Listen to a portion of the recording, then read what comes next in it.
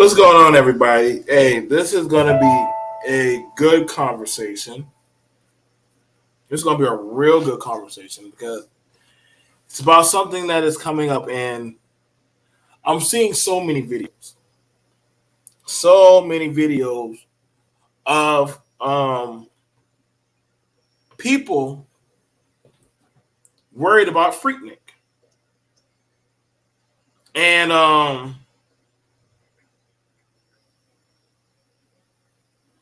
I think it's done. I think it's done something to a lot of people that is coming out to. I'm just gonna be honest, man. I think it's done a lot. I think it's got a lot of people shook about what's coming out, and it's gonna have some people very shook, bro. I just gotta say, like, it's gonna have some people shook.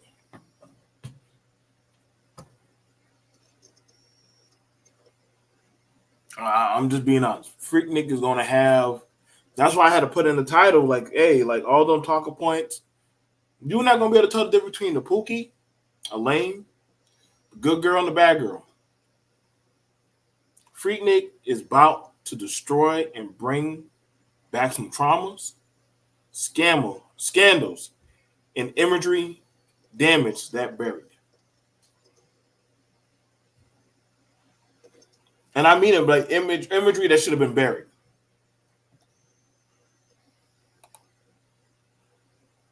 Some of y'all married a girl because y'all got her pregnant at Freaknik. And to cover it up, y'all got married at Freaknik. Freaknik was so bad, it went all the way down to the little kids.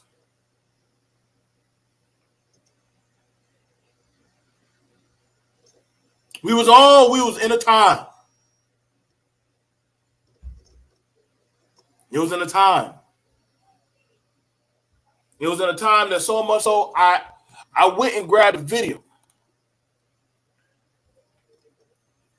Because I ain't gonna lie, Freaknik kind of brought out a lot of bad. It brought out some memories.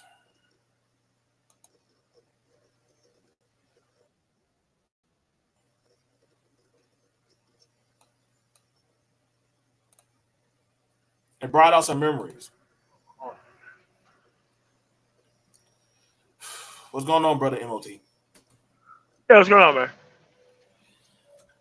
I can't tell you how many lives, and I've been getting a lot of stuff, but I had some stuff set up with MOT. But a lot of lives and confessional streams have been coming out. So much so I even had to go hit up attorney Michelle about Freaknik. Because a lot of people are worried about what this is going to do, and bring about. Yeah, yeah, man. It's grape nip. That's what it was, man. That's why they had to shut it down.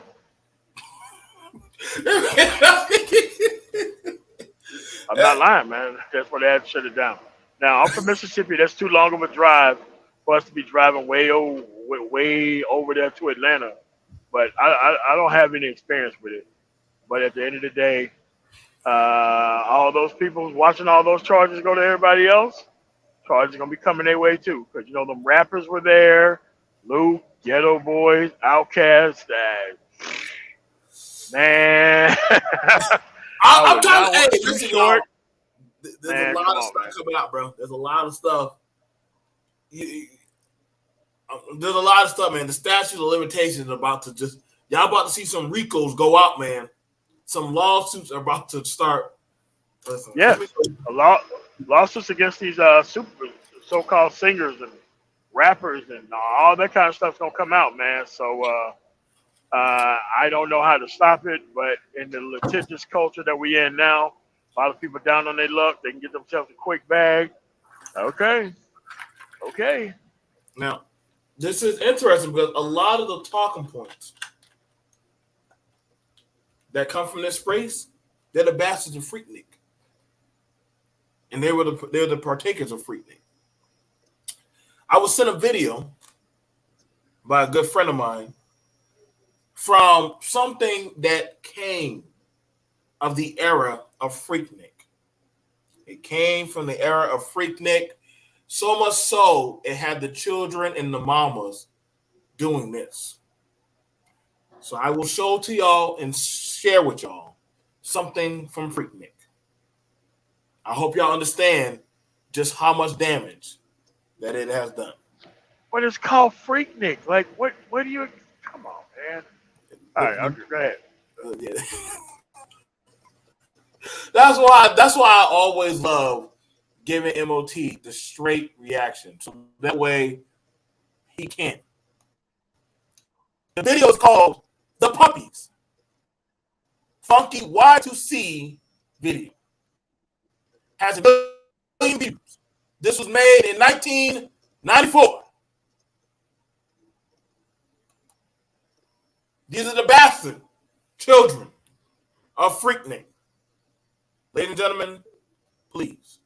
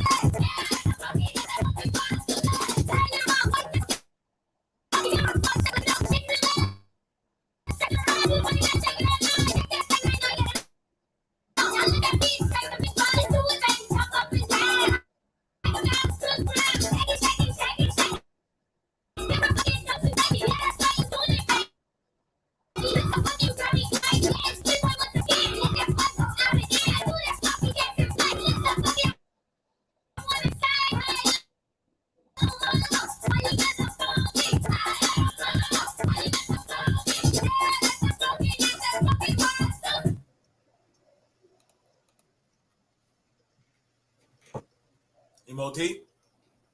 Yeah, man. Shout out to the Jews for taking these niggas' money and never paying them for any of these records. Shout out to them. LD so evil. I was not expecting that. I can't, man. I gotta have a sip, man. MOT was already like, hey, yes. Oh, y'all thought it just stopped with their parents? They thought it just stopped with the parent? No. They got the nerve to be locking up R. Kelly, locked up no parents. How are you letting your kids go out there and do that? And you saw the video, though. You're a parent. You saw the video.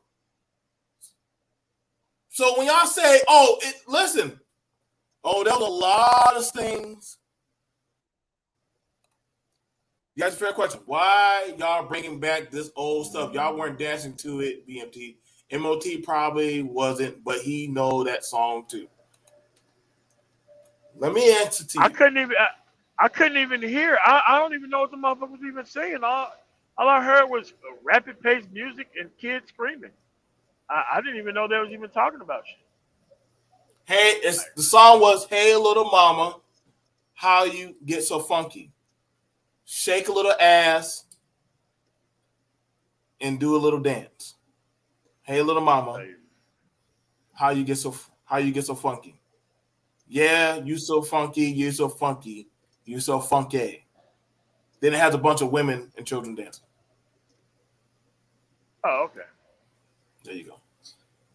I heard it was like rapid paced music and people just screaming and shit. I didn't know that was the point to it. But, all right. Now, somebody asked a fair question. And that's a fun. Don't get me wrong. I've heard the song. I heard the song. They used to play it at little kids' birthday parties. I'm not going to say. I want you to understand. Freaknik is about to cause, as MOT said, some major lawsuits. There are going to be some statutory charges going out. On a level y'all may not understand. I'm talking about with colleges, people who were there. Nobody's escaping the Freaknik. If you was in that camera, hey, bro, I don't know what to tell you. I don't know what to tell you. It's going to be hard to get out. And that's the thing about it, because you're going to see pastors out there, firefighters. I know there's a few police officers and military that we're seeing. Yeah, that did happen. Now, for those of us who are ex-military, we were forbidden to go around those type of things if you was in uniform. I have a question. When did it officially stop? What year did it officially stop? Yeah, it was Freaknik was shut down, but it caused too much damage and caused too much problems. What year was?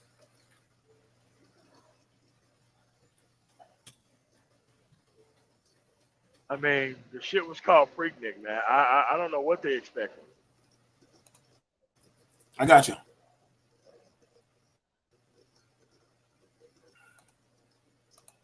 I'm gonna put it up for you. But I think they tried to keep it going. After the city leaders took these measures to curtail Freaknik accessibility, its popularity faded. The event moved east from Atlanta to Atlanta to Memorial Drive to DeKalb County, Georgia. Associated Press, Memorial May. It had to be shut down around 9. They just couldn't. They couldn't take their chances with that damn thing. Now they tried to keep it going in 2019, but they said, "Nah, y'all do too much damage." Really, it was going on for that long. They try to keep it going. They officially shut it down. They officially shut it down. However, just like some functions or groups, they try to keep it going, even though it caused sexual assault was recorded, drugs, all kind of behavior. Freaknik. Somebody put it out there. Queen says Freaknik won't work with smartphones. I'm trying to listen, y'all. The reason why they're not doing Freaknik now is because you have accessibility to phones now, where something can get loaded up just like that. So, hey, bro, once it hits the internet, you can't take it back. He's been trying to bring it back. Now I got a question: should these people be held accountable, or it was just freaky? Things just happened. For me, I mean, it's going to be an eventuality. I mean, because are they covering every year, or are they just covering the event period? So let me put it like this: do you know how they do a? A show like they didn't know Justice League or any of them type of shows like Daredevil, like a pilot episode. They didn't know how well it was going to do, and if it does well, they're gonna put out more of them. Okay, I think Luke was documentary. Okay, so it's a docu-series. Okay, right. If it does well, they're gonna probably drop more stuff like this. Because I know they got more footage than they know what to deal with. I know that. I don't even know where it started, but I know in the 90s that stuff was pretty wild. If they had to do Girls Gone Wild, the regular edition and then the uncut edition, I can only imagine what the hell mofos were doing in Freaknik. Probably worse. And that's the thing. Like I'm pretty sure they're like, Luke, I got all kinds of footage for y'all to see. And somebody like MLT like, listen, you probably gonna be going to jail. If we play if we play past season 2, I think some of y'all will be going to jail. I'm pretty sure there's going to be a lot of charges brought up. There is a footage of a frat boy group telling women, if you walk by us or you're too intoxicated, we're going to get them draws. That's what I'm saying, man. Because a lot of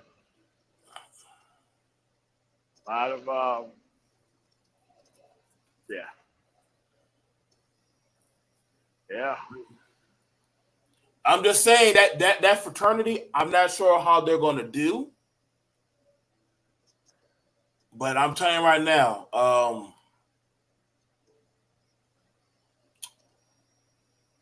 there was an article. I do an amnesty period where everybody just admit their crimes and nobody go to jail. Because if they just go past it, because nobody knows what footage they got from what. They don't know. Or we don't know yet. I think some people are already calling him up Luke and saying, hey man, you can't release that shit, bro. You can't release that shit. What street were you on? Yeah, you can't release that shit, man. Listen. Depending on what's going on in their life or what they're doing, I don't think that they can handle that. And I got to be honest, you're probably going to see some women setting up other women.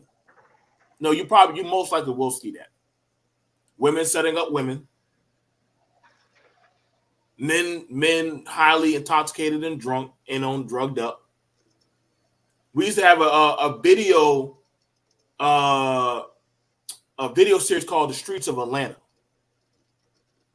And it would show how the Pookies and the police were out there doing drugs, getting high and fucking women. On duty? Still wearing the uniforms. Oh, okay.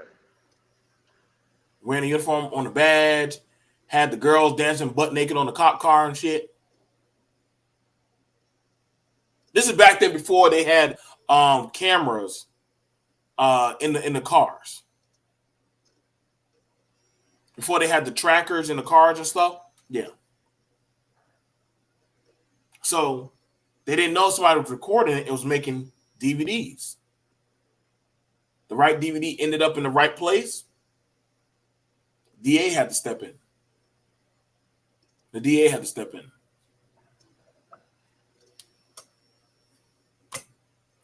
What I bring up is some women are afraid that how they told probably a BMT or MOT when they came back home that, hey, I think I might be pregnant with your baby. But actually, she went out on that weekend to Freaknik. You know there's going to be some custody reports, some DNA tests, and I'm like, man, look. If you was born in the 90s, between 90 up to 20, you might have an open custody battle be happening real soon. Some of y'all might be getting some custody battles that might be going down. So some kids might be being brought up for custody about Freaknik. That shit can't be avoided. Now, would this hurt somebody's chances in the political atmosphere? Would this hurt somebody? Would this hurt their image?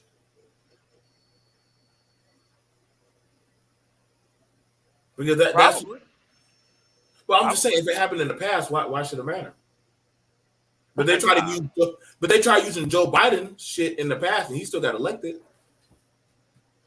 Try to use Trump shit against him too. That's what I'm saying.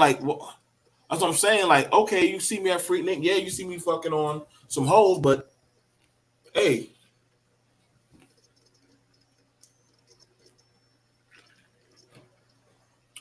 They're going to try to laugh it off. They have no other choice. Even the club isn't as fun anymore now that everyone has a smartphone. People don't even socialize like they used to. Okay, I hear what you're saying. Everything now is recordable. Everything now is recordable. Now people can't get away with the same shit that they thought they could. What's going on, Spiritual Logic? I can drop the link anytime, bro. But that's the thing about it that I'm trying to tell y'all right now, man. Like, I already talked to some of my family members who I know went to 1992 Freaknik and 1993. And some of them I said, listen, it ain't no secret. A few months later, you were pregnant. I think y'all might want to have a conversation. I get you did the honorable thing, but I don't think you did the logical thing.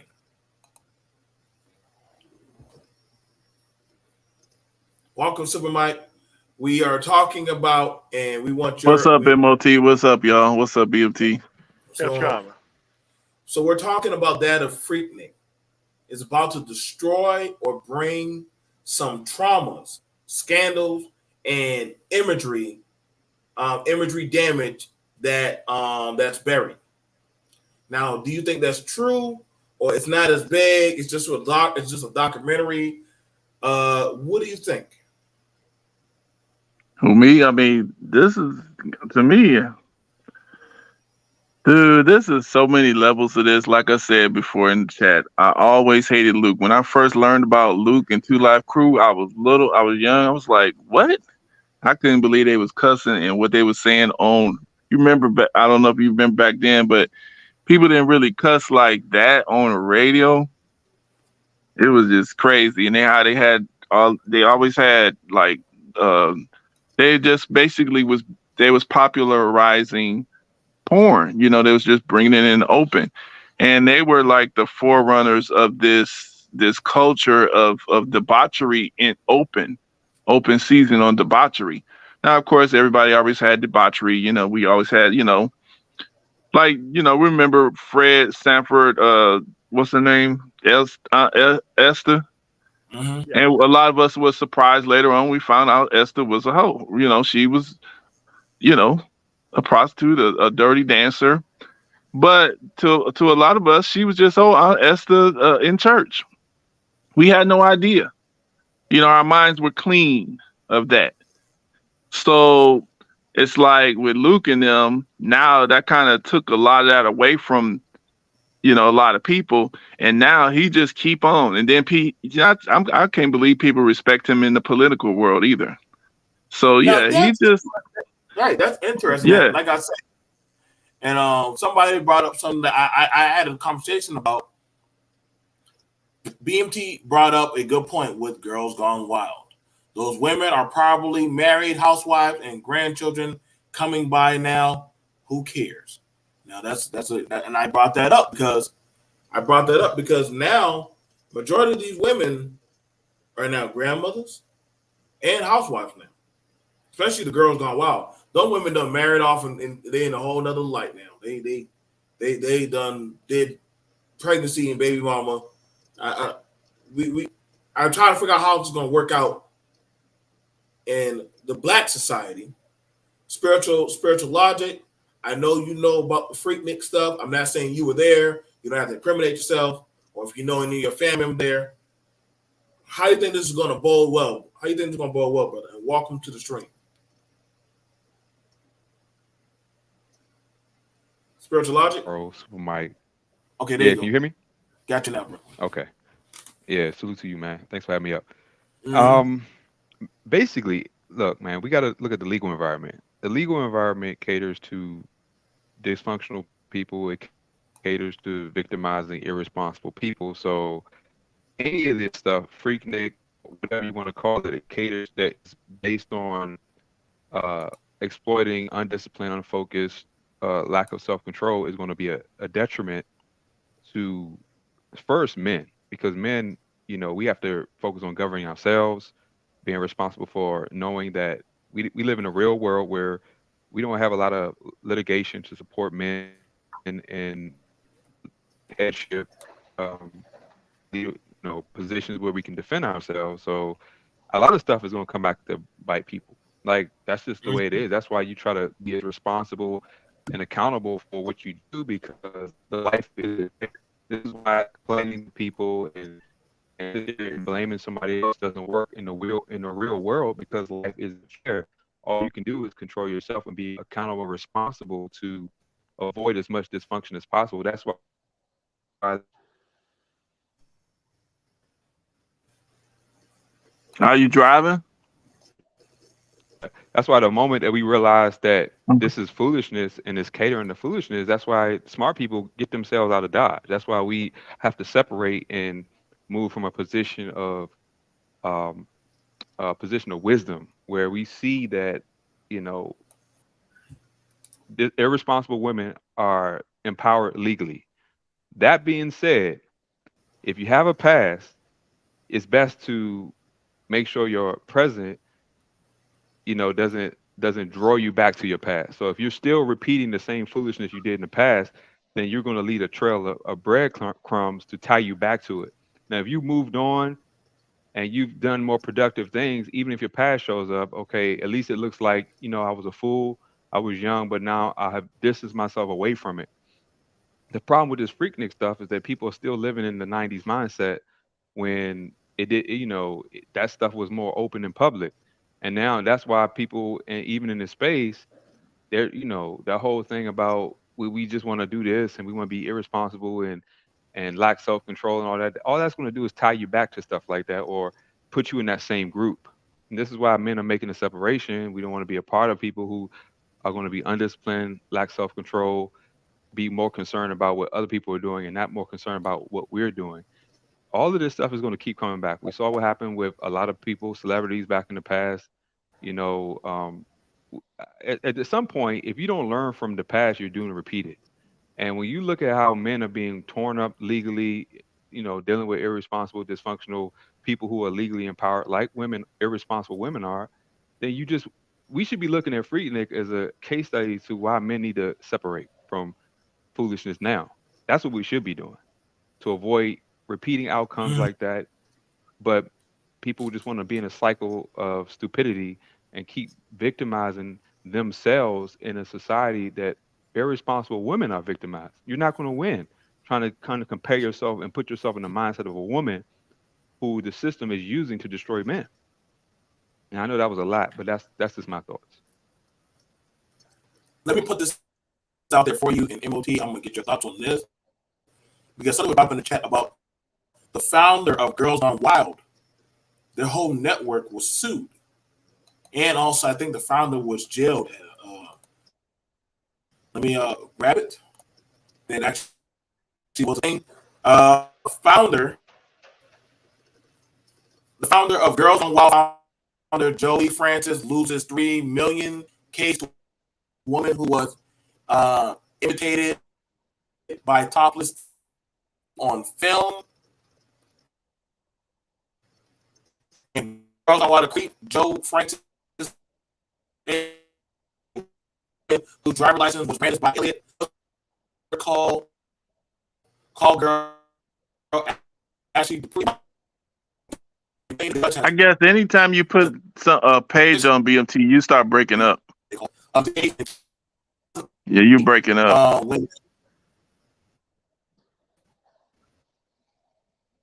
My bad. Thanks for letting know. Okay, can you hear me? All right. Yeah, I think anytime you put a page up or something, I don't know, seem like that's when you start breaking up. Yeah, you're probably clear now. All right, I got it. So literally, okay, so I'm literally looking up the art. So I'm looking up the article. So pretty much, the owner of Girls Gone Wild, the founder, was sued for $3 million. That was just one of his cases for $3 million because somebody misrepresented a girl and showed her driver's license, which you already know when the girls are on Girls Gone Wild, their licenses show woo, and then after that they show their breasts. Well, guess what? The guy came back. The girl came back and sued for $3 million. This is going to come back to hit so many legalities right now. I'm just saying. I mean, And I it and I, should. It should, but hopefully it does because really, so many people, I believe, probably are potentially affected. That if each one of them not do a class action, so it's all over at one time, just one at a time. That way, it just hold their butt up, tie them up. Because really and truly, I ain't gonna lie, I don't think too many people in the black community are just itching to see Freaknik. We don't want to really see that. Even our kids don't want to see that. Who really wants this to come back? I mean, I don't know. How it's not. many? I mean, It's not about coming somebody. I back. mean, there's people that want to watch it, but I mean, like really, in a way that it sounds like it's being presented in a way that's not caring about the people. If it was done in a way like a Woodstock or like something that this was an event, but this was just a part of our history. Okay, this is something that happened, but we're not going to show it in this way where we're just going to destroy these people. We're showing it in a way where it's kind of like this is just kind of like a little wild and free situation, and people was just having fun. I'm gonna say it like this. People wanted to go see Tiger King documentary, the Jeffrey Dahmer documentary, the R. Kelly documentary. These documentaries do hold some weight, and I have yet seen any man survive any of these documentaries because it already sets up that of the. It's literally that of a court happening right there. It's the court of public appeal. And once they see you, Ghetto Boys, Luke, Outkast, Little John, Eastside Boys, Birdman. I mean, it don't matter who you are. But No, they're not going to show them. They're not going to show themselves because they're the ones putting it out. They're going to make sure their stuff is sanitized. Like any incriminating stuff that's going to get Luke or Jermaine Dupri or any, they might show themselves on stage, just doing some entertainment. But they're not going to show you no backstage clip. Ain't going to be no, oh, here's the backstage, camera footage of 19 whatever of them. They not doing that, bro. I'm going to explain to you. We live in an age where there's a cause and effect. I put out a video about Logic, right? Let's say I put out I'm a high producing rapper. I put out a music video about Logic. Logic don't got to be no high producer. All you got to do is get on the internet, pull out his phone, and start recording, and start saying, "Well, let me show the receipts."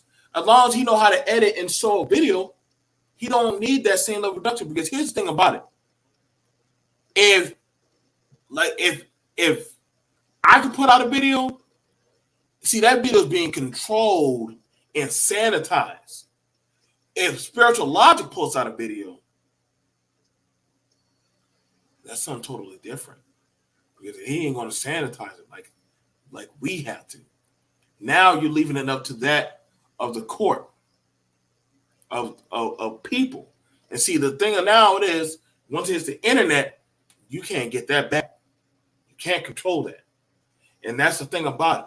I'm not going to, there's a few things or content creators out here on the internet that they can't take it down. And I'm sorry, but you men and a lot of y'all establishments of y'all fraternities, y'all could be alphas, omegas, kappas, deltas, your sorority, your practice now. Your shit's all going out there. All I got to do is see a picture of you out there. And I know y'all going to say, well, it's not that big of a deal. But there's a lot of y'all establishments of y'all can now be questioned. And we can't say it's not true because we done been able to pull up stuff. We don't have to do whole court cases anymore. All you got to do is put out a documentary. Shit, after that, the court case was already done. That actually was your court case, was when we put out the documentary. Like, you said facial recognition, all this software is coming out, Chat GDP, all of this AI going to be able to pick out each and every face Okay, this thing is getting sophisticated. Uh, I don't know, man. Do you think some people just need if you know you done did something and you got a little bit of money now? Because there's some people, I believe that some people they were not, great, you know, in their mind, but maybe once they find out somebody who they did something with is maybe rich or got a little bit of money now, they can say they were great. So maybe we should do like maybe they need to leave, go somewhere So now, like go out of the country and get them a little house in Belize or something. I mean, if they have the resources to do that, like I'm gonna say like this: we live in the era. We live in the era of what's called as cancellation. Of cancellation, you understand me? So, like, you could say something, and that can freeze up or drop your assets, your sponsorship. You got to where. Let's look at who made the song. I'm a real woman. Who made that song? I'm a real woman. And what's that singer's name?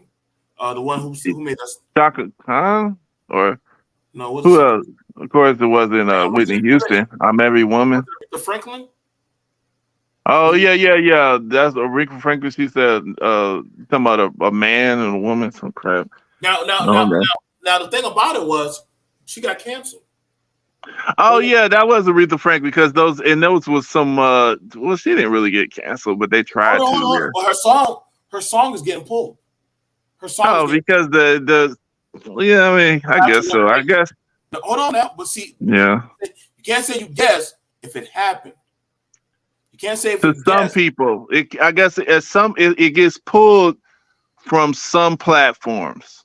Okay. And so, I mean, I understand what you're saying. It's true. It does get pulled from some platforms, but it like a lot of people won't even know it got pulled because they still listening to it because it's on other platforms. Okay, that's fair enough. But see, but the thing about it is, no matter what, everything is a trial and a test run for something bigger. And the thing about it is, like you're saying, it only got pulled a little bit. But see, it always starts as a little bit before they can actually do the big moves. It's just like my brother Spiritual Logic. Okay? Spiritual has talked about some stuff on his channel. I'm pretty sure at one time he was able to talk about it, but then now he can't talk about it so freely because he risks that of certain types of control of what you said back then a few years ago or what you did. Yeah, I know that. What you said back then or what you do can always come back. So I get people saying, "Oh, what can this really do?" Oh, you don't see. That's the thing about it. Many have. If y'all haven't learned now, you don't have to get canceled for what you do today. Right. About something that you said 10, 15, 20 years ago, and we know this is true because they want to dig up the bones of Michael Jackson. Exactly. Yeah. Michael's been And you dead. and you notice how Go on ahead. my channel I still have maintained the principles and the root of what I'm talking about, and I still have a channel where a lot of people have lost their channels. Yes, yeah. And I haven't changed, I haven't compromised anything. I maintain principles. I haven't Nope. compromised my faith, my masculinity, any logical principles that I stood on when I first started. But it's nothing wrong with being creative and being wise and knowing how to move in a situation that has, unfortunately, we live in a world now that throws away common sense and logic. That's just the truth. Like when the whole certain alternative lifestyle people and all these other people have power to silence people who stand on common, principles that have been established for thousands of years. You have to change. You have to just be creative in how you word things and how you say it. Like, don't have to compromise the truth. But if you notice, like even when I'm talking about anything, specifically the Bible, I'm speaking through the perspective of what the Bible actually says rather than my own emotional stance about something. I keep it objective and I keep it specific about maintaining my right of freedom of religion because right now, and I'm gonna say right now, freedom of religion has more power than freedom of speech. And what that means is that long as I'm standing on a position of me speaking through my faith, I'm good. This is why, unfortunately, when you remove an ideological stance. Like if you don't, if you're speaking secularly, it's the secular world that wants to tear down gender, uh, you know, anything that it specifies man and women and roles and traditionalism. That's the secular world. I'm not. That's why I'm not speaking to a secular ideology, because I know that that's going to be relative and subjective to whatever the government makes legal. This is why you see these false, unbiblical churches out here.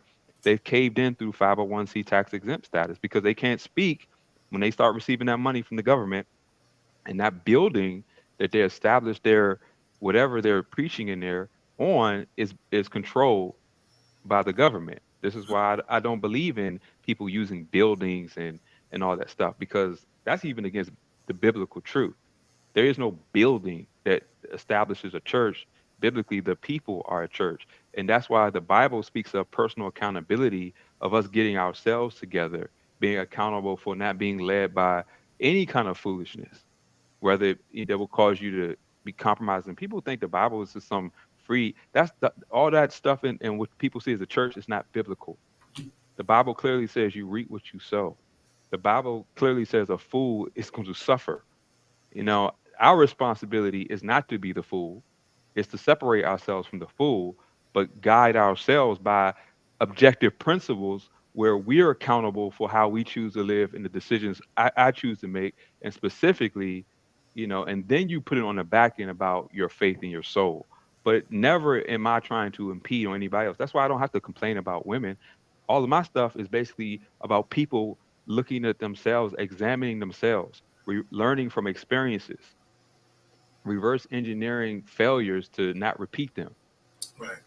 And people hate that. That's the logic, And actually. I can appreciate that of you. You hit at core disciplines. And what and here's the thing about it. I'm gonna say this. Let's say we have a pinnacle speaker like Mike or Logic that is now they're gaining a mass. They're gaining a following. They're actually gaining ground.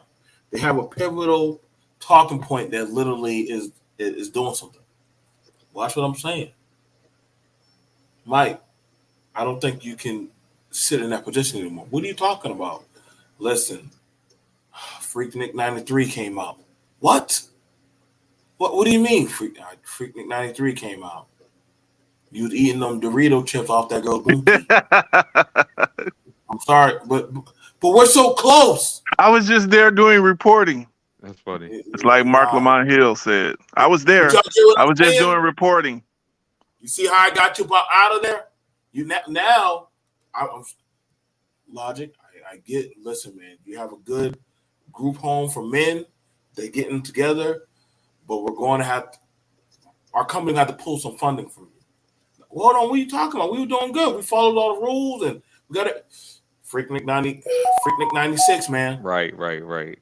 We saw you out there, you peeing on the street and waving signs and stuff on cars. You got to pull back from me. But hold on now, wait. I was drunk. It was 12 o'clock in the morning. Exactly. Ignorance of the law is no excuse. Hey, could I say this, man? And see, this is why Mm-hmm. I tell men to be accountable, because, like you say, your past can come back and affect you. And if you don't get yourself together and you keep blaming somebody else, notice when you mess up, society and law doesn't care about how someone else got you in that situation. They're just going to look at how you got yourself in that situation. So if you can't blame somebody else for why you failed or why something revealed itself in life, you might as well stick with yourself and deal with yourself from the beginning.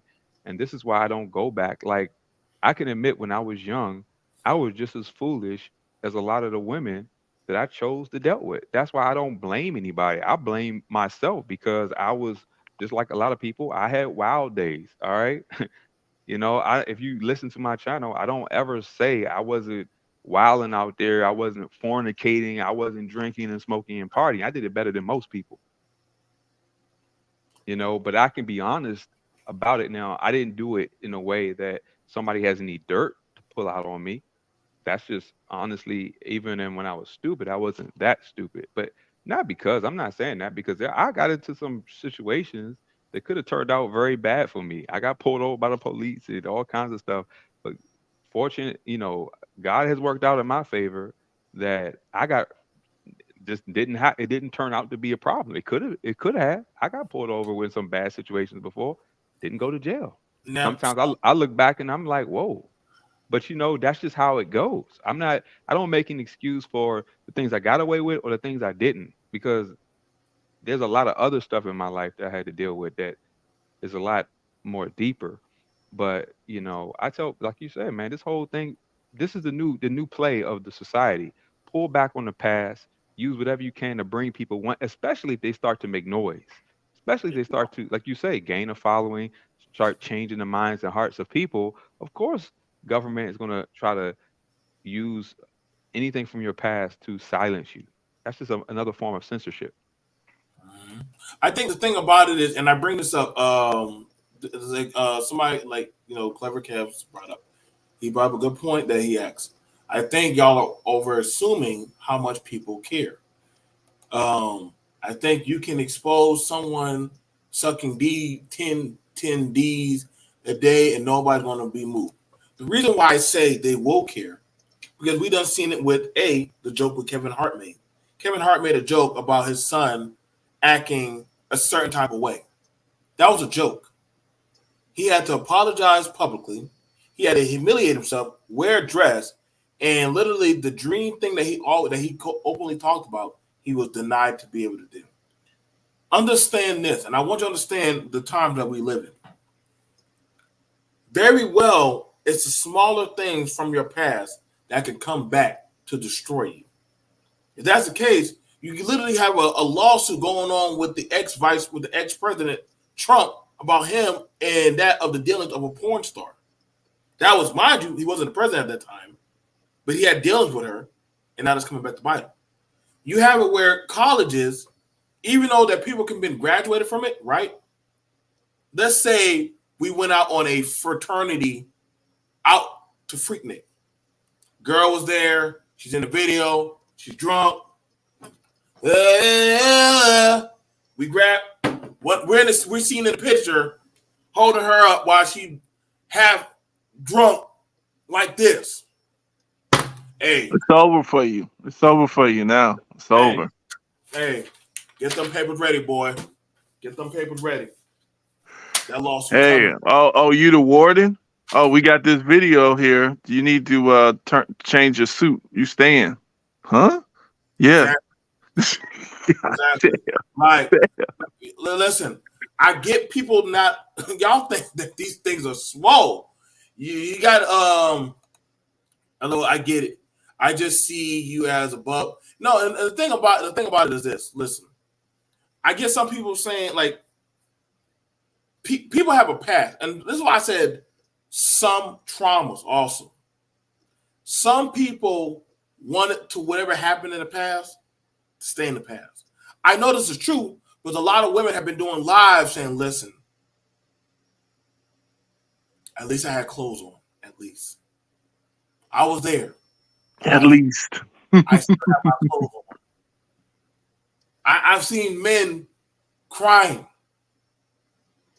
saying they don't know if they're going to be able to keep their marriage because Freaknik 93 coming out. Really? Like, y'all don't get you it. say that? Like, listen, y'all don't get it, man. That's why sometimes it's better to live in your truth than live that of a lie. Because sooner or later, you don't know when the lie is going to present itself. Now, at the time, it could have been a little lie. But no matter what, that thing can surmount back up. What's going on, Topaz? And see, that's the thing about y'all got to think. We live in a time where the littlest things nowadays can be used against you as a chink in your armor. A small pebble was enough to knock out Goliath. So it don't take much these days, especially, and I gotta be for real.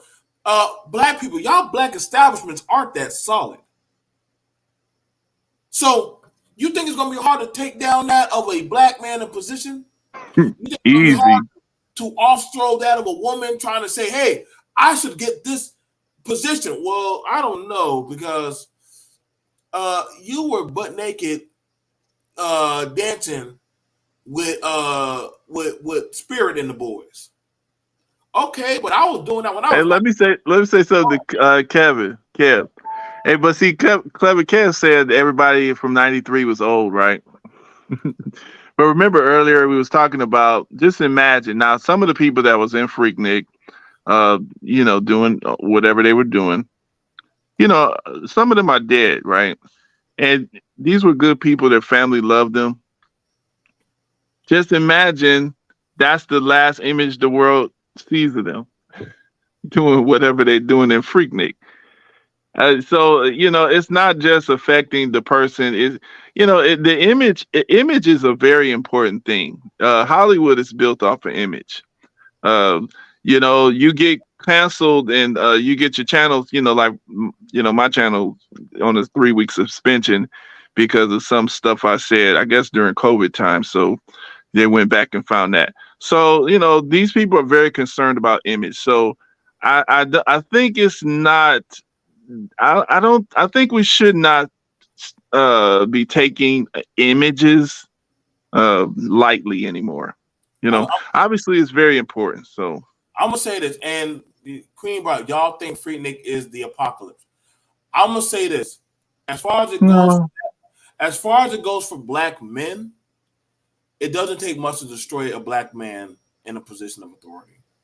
That's true. And I It also doesn't. add, Wait, go ahead. oh my bad. I was gonna also add, it's not the fact that Freaknik in general is the problem. Just like anything else, there are people within a group that do the extremes. And the people who went to Freaknik that just went there to have a good time were among people who were doing some extreme stuff that are going to be grouped, because you ever heard of wrong time or wrong place, wrong time or something like that? Just Mhm. by association. Just like you can get a charge or be called an accomplished just by driving with somebody who has a bad situation going on.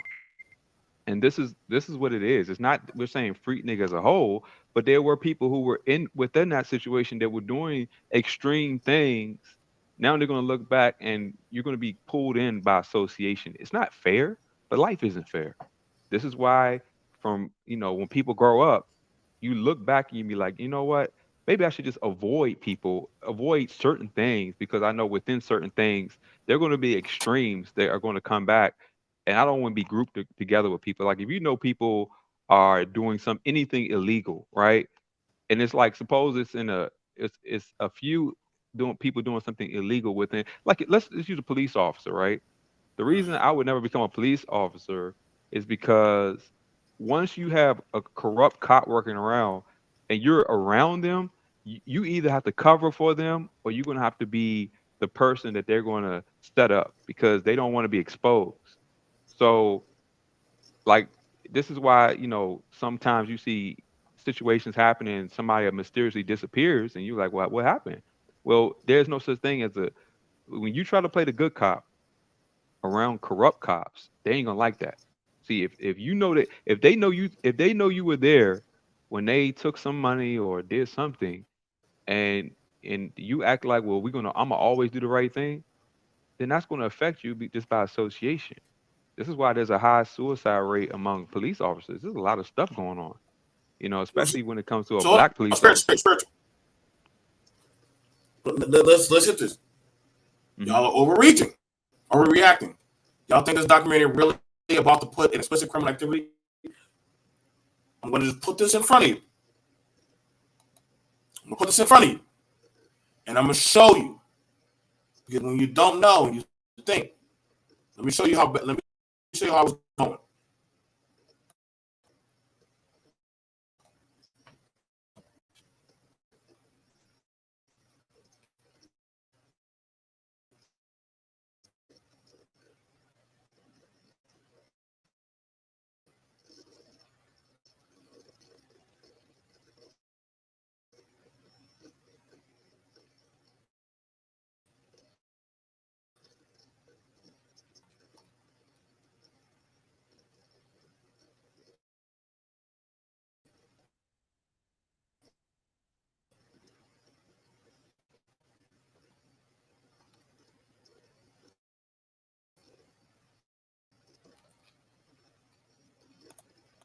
Now,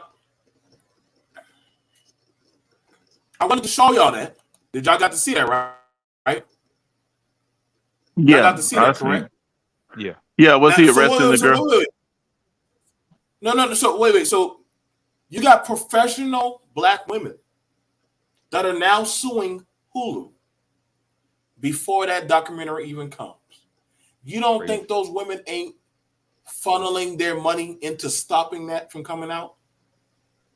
See, Right. I'm trying to see. Y'all may not care because you See, have no this skin is. in the game. You have no. Hold Mm-hmm. on. Let me get this out. Y'all Good. don't care because you have no skin in the game. But depending on the position that you may be in, like a spiritual, a mic, whoever you may be, you're like, holy shit. How Hey, old is if Kev? you Kev is like what? He like 30, 32 or 35. right, so they're like, yo, if you release that shit, I'm gonna sue you with everything I got. They're not going after Luke. They're going after the man who controls the streaming device. Hey, don't you let this out by any means. Now, they didn't say one black woman. They said black women are Well, trying let me to put it this way. stop this. Go ahead. Let me put it this. Let me put it this way. What Bill Cosby did was no different than what any person, any man of his time that had money did. All right, but they chose Bill Cosby not because he was an outlier, it's because he was actually trying to do something. That was anybody who knows. I'm in my 40s, but I know a lot of people who were from that generation, and it was a lot of drugs going on, especially when you had some money. And anybody who the 60s and 70s, drugs was just a thing. It's sad but true. It's a sad part of American history and unfortunately Black history that nobody wants to talk about. But the reason that they pinned it on Bill Cosby was not because he was doing something differently than what white men who had power and money were doing. Is that he actually wanted to do something good. And so now they're saying, okay, we're going to use something specific, pull something out of your past, and we're going to ignore it from everybody else's. No different. No different.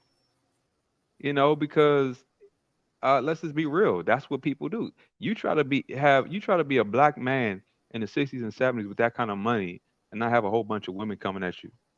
He didn't have to do nothing. He was just doing what everybody was doing. I think it's still foolish. I'm not condoning it. I think foolishness is foolishness. But he wasn't doing anything different what any other person with status and wealth were doing. But this is why you have to move responsibly at all times because we don't live in a world that plays fair. And see, there's a higher theme. See, y'all looking at Freaknik, we're focusing on the higher theme about Freaknik and everything like it. Don't be a fool because you can't determine how the world's going to manipulate anything. The world can make. We live in a legal system where innocent people can be guilty and guilty people can be innocent without evidence. That's just reality. How many people in jail are Right. innocent? Many. That's just the truth. Thousands. Exactly. Thousands. So Thousands. if we know life is that unfair and they can make something out of nothing, then how much more do people need to move wisely in life? That's what I'm saying. Like, Didn't like, BLT, did you hear about that story in Texas where they said this man got cops called on him during a domestic dispute and they arrested him. He didn't spit on, he spit at the police. And they gave this man 70 years in prison. 70 Jesus for Christ. spitting at the police. That's what they say. He spit at them. So yeah, a Like, lot of times, yeah. no. I want y'all to understand this. This is what I'm saying. Like, y'all don't understand. Listen, I know it sounds easy scuffed at, but y'all sure took the Bill Cosby case real seriously, and there was no evidence. It was just more than hearsay. Y'all took the R. Kelly. Hell, let's leave the black cases alone. Y'all, any case that comes up nowadays, it's the court of public appeal. Now, Yep. Exactly. y'all say it's not that serious, but I'm gonna read this. Well, it's unfortunately now proving to be intimidating for some who experienced Freaknik during its heyday. namely black women, because they're worried that their arguably reckless action from back in the day will be broadcasted for the entire world to see. Now, black men, I don't know why you don't give a fuck about your imagery. Maybe y'all like just being chalked on the line. Maybe y'all like being bent over and told to spread them cheeks. Maybe y'all like dressing up like drags and all that shit. But it seemed like the women actually get it that, yo, we got to stop this shit from coming. Now, again, sad to say, I don't know the women got to be leading the charge on this shit, but I don't know. Because some people say, oh, it's not that big of a deal. But somehow these women are like, oh, by any means necessary, we got to stop Freaknik. Now, y'all niggas are like, oh, yeah. Check this out. About to record. BLT. No women are like, fuck that. This shit ain't about to go out. But see, check this out. Now, I remember Freaknik, right? I didn't go to it, of course. I'm up in Detroit, but I remember people, getting together, getting in a car, like, okay, yeah, we going down to Freaknik. Want to go. People at the time were telling us this. People were saying, dude, no, y'all don't need to be going down there. It's a bunch of mess. Y'all gonna, saying people. I remember people actually saying like, they have, video on that stuff. I remember people saying, what are your kids gonna think about this and that and all that? People when you're young, when you got that mentality, it'll be fine. It literally nobody see because most of the times it is fine. And that's the reason why people say it's nothing, because a lot of times it's nothing for them, but they don't know that they are leaving themselves open. And and that's the problem with a lot of people, because if it doesn't happen to them personally, they don't see the problem. And that's the issue. Now, I want you to understand is the root that pushes more towards what black women. And I'm just being fair about that. So they don't just, oh man, they're just telling you what it is. Now, it's funny because power is going to protect power. And maybe a lot of you black men are just not in positions of power, so they don't give a shit. I mean, I get it. I guess being hypersexual is power now. But aside from that, this is just going to make you look like how Clinton said you're super predators. So it's just not going to get, like, if you really worth the damn, you wouldn't want this shit to go out. Because you got to understand, you're like, shit, I don't think I can survive this hit. I'm going to finish this and I'm going to give it to logic. It literally says, and if that's the case, they're also worried about what the implications and consequences will look like as a result of it. Because misogyny is an unfair judge. In fact, in addition to numerous tweets and even TikTok videos of some black women speaking out about their nervousness for the up and coming duck, a handful of prominent black women professionals are even considering taking legal actions against Hulu. Not Luke, but they say, fuck it, Luke, you ain't in charge of this shit. But that Hulu motherfucker, they're not going to you. They're not going to you black men. But they already know a lot of these black men ain't going to do shit. They're probably going to jerk off thinking that this movie is one of the greatest things ever created for them. When actually it's going to set y'all imagery back. It's not going to help you. It's going to set you back. Right. That's what I'm trying to let you know. Like, when we try to have the real conversation, they're going to say, hey, you can't say no, say nothing, because you was at Freaknik. You was at Freak League 2020. Wait, man, that was 2-3 years ago. Don't fucking matter, nigga. Like, why the hell would we want you speaking on our platform? Like, y'all, like, there's this thing, you know, it's so crazy, but they have it now with jobs. They do 10-year background checks. 10-year background checks. They do 3-year background checks on driving history all the way to 10-year. And maybe you did something dumb as a kid, but that can keep you out of a job that you need. So it's interesting how y'all think a documentary series won't chisel you if you wasn't there. Because again, I'm not gonna lie, the video tapes I saw at the barbershop, they had to have the kids leave. The kids couldn't even watch The beat, it was so bad. Logic, the tapes were so bad. Mike, the kids weren't allowed to watch them. It was pretty much porn. Well, actually, it was porn. I mean, it's nasty. That's why these people. That's why I'm saying these people are. They remember what they did, Oh, and they they already know. remember. They know. Yeah. They know. They're So talking they about seen what was going on. So when they're suing because they know what's up. They did it. They experienced it. But back then it was just back then. That stays in the past. But now you got video evidence of what I did see. Like I was telling Clever. I could say, oh yeah, I was wild back in the day, man. I was real wild. I was crazy, man. But I changed my life. I did. But if you got video of me doing my wild stuff, and that you're gonna loop over the internet forever, that right there is a whole nother level And of. I can tell you what I did, but for you to see it, no, you don't really want those images out there if you can help it. and from a legal perspective, they're removing statute of limitations from a lot of these cases. But let me just tell you what YouTube and a lot of platforms are doing, just from a legal perspective. The main reason why YouTube and a lot of platforms changed their terms and conditions is because people were suing people, and now what it is that they were making not the person who posted it responsible, they were making YouTube responsible. So YouTube now has this right. zero policy where we're not. I mean, I read the actual terms and conditions when they changed it. Title 203. It's So Title 203. Yeah. exactly. So YouTube is like, look, instead of us taking the fall for this, we're going to get rid of you, and we might put something against you. So they flipped it, and so now it's a legal chess move, number one. And I'm gonna respond to the cloud chasing thing. A lot of stuff is cloud chasing. I didn't follow this, but I heard that Tasha K and Cardi B nonsense, right? You could say Tasha K was cloud chasing, but it turned into a real legal problem.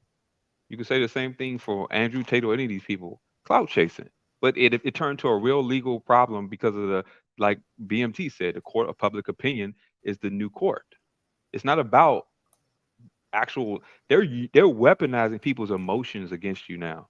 So anything that galvanizes a lot of attention, especially through social media, can turn into a real legal case. We've seen case study after case study happen. Matter of fact, most people are starting their legal cases right now from online issues.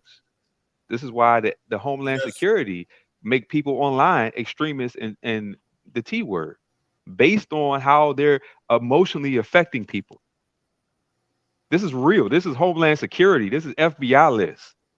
So we can't say it is not real when we have real hardline evidence in situations proving it's very real. Matter of fact, it's federal real. Yep.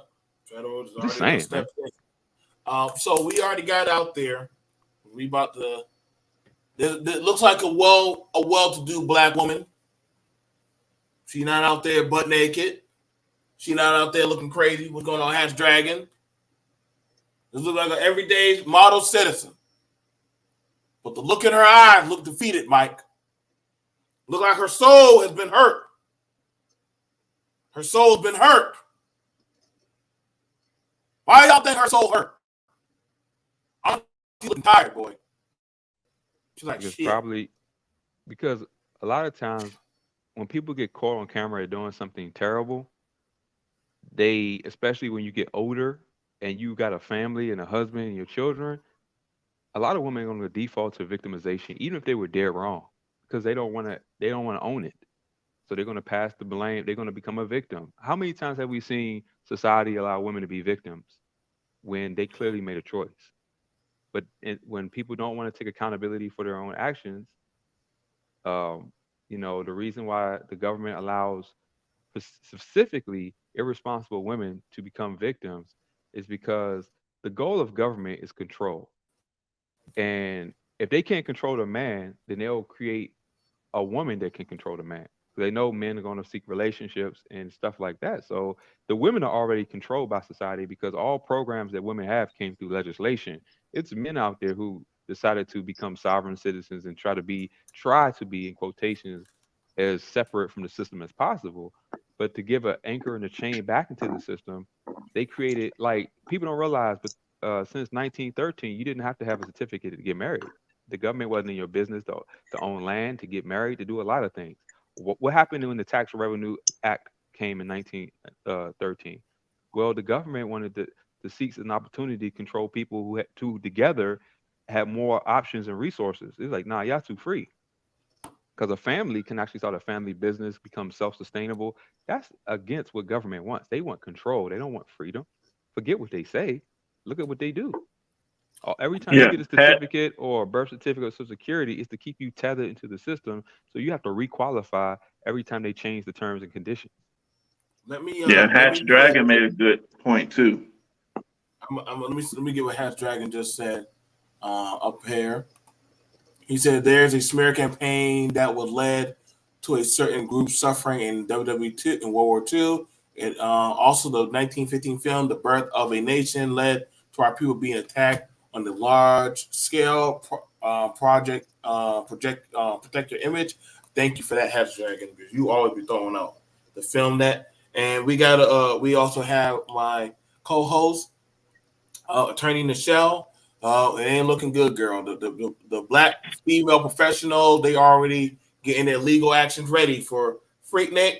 We got one of the queens. Were you there? She's about to speak right now. Nichelle, you don't have to say nothing. Protect your innocence. Protect your innocence from Mike. No, I have no problems. I was too busy pursuing a higher education. Freaknik. Okay, it was just that simple. Nichelle, you don't have to lie for them. It's okay. I got I don't need to lie. I don't need to lie. Let's play. It's like there was back then in '94. In '94, you had two types of pathways. I remember meeting Jada Pickett when she was dating Grant Hill and thinking, why the hell would you fuck up something with Grant Hill for an affair with Will? We didn't know at the time we knew she had slept with her castmate in Jason's Lyric, some no-name actor. She lost out on, Grant Hill. And it was like, oh, AIDS was going on, HIV. It's like there were only the good girls and the bad girls. I mean, people had discussions about HIV. A rapper, Tim M. West, has gone on and talked about his constant pressure from certain women to prove that he really wasn't gay. So there were two routes in the 90s.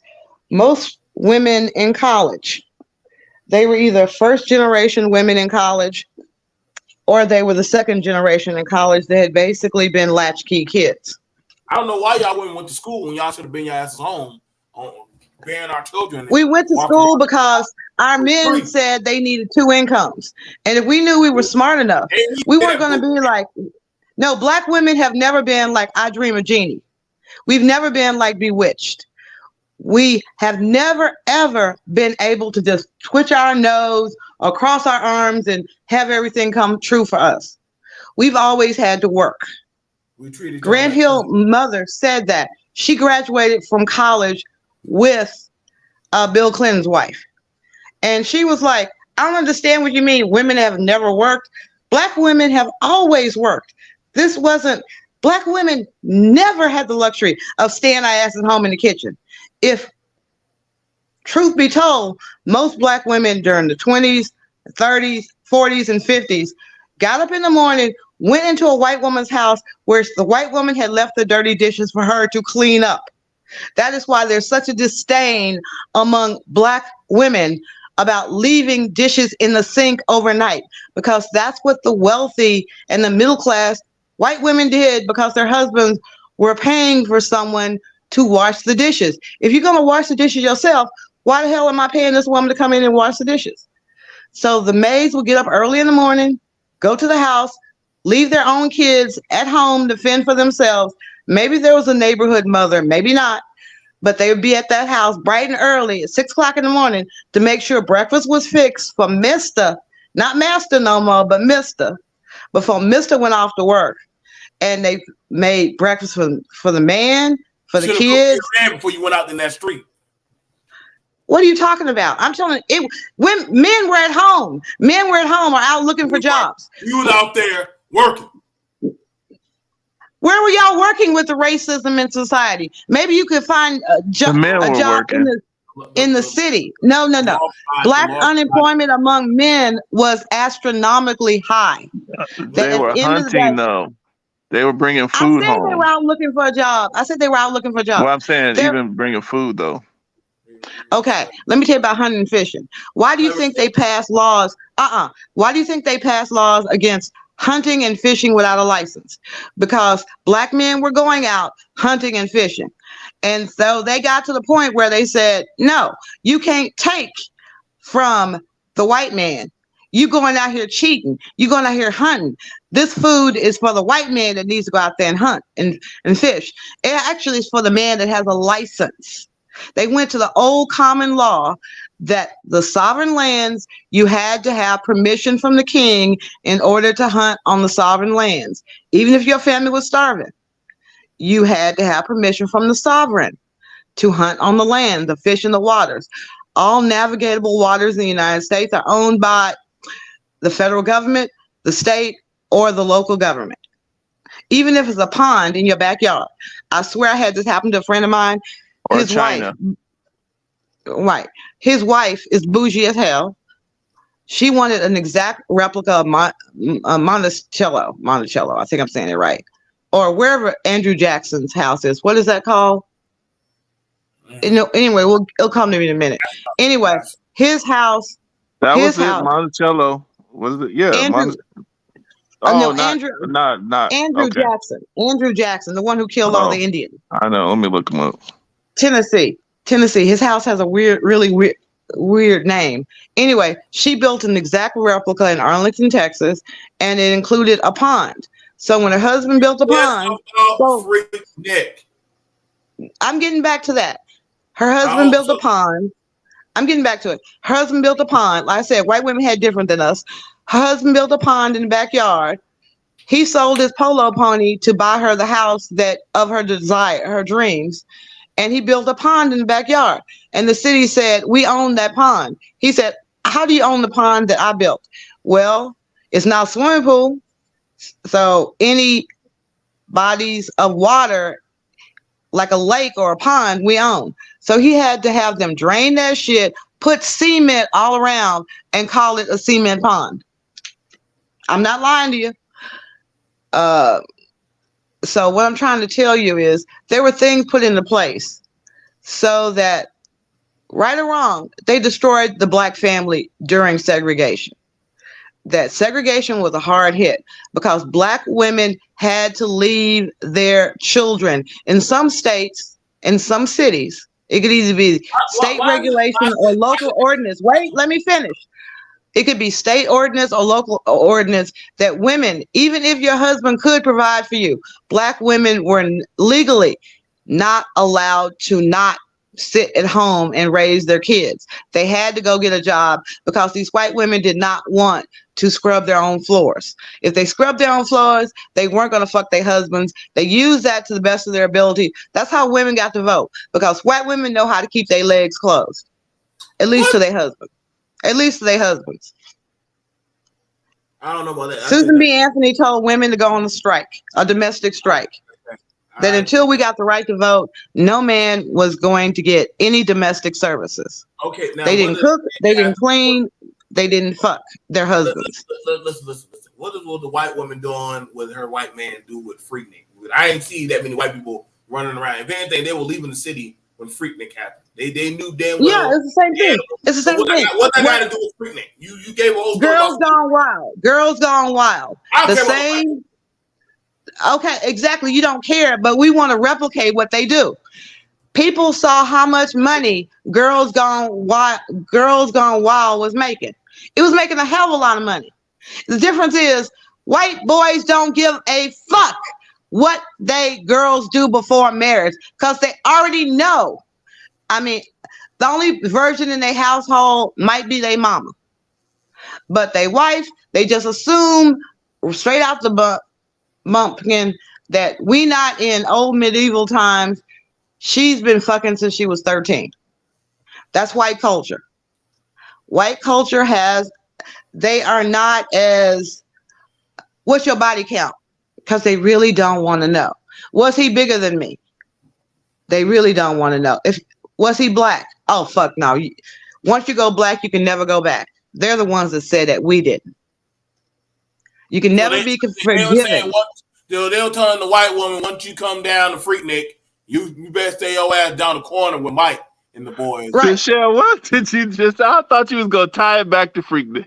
Yeah, tie it back to Freaknik. I thought you was gonna tie it back. You asked me to bring it back to Freaknik. The difference being what I said. Excuse me.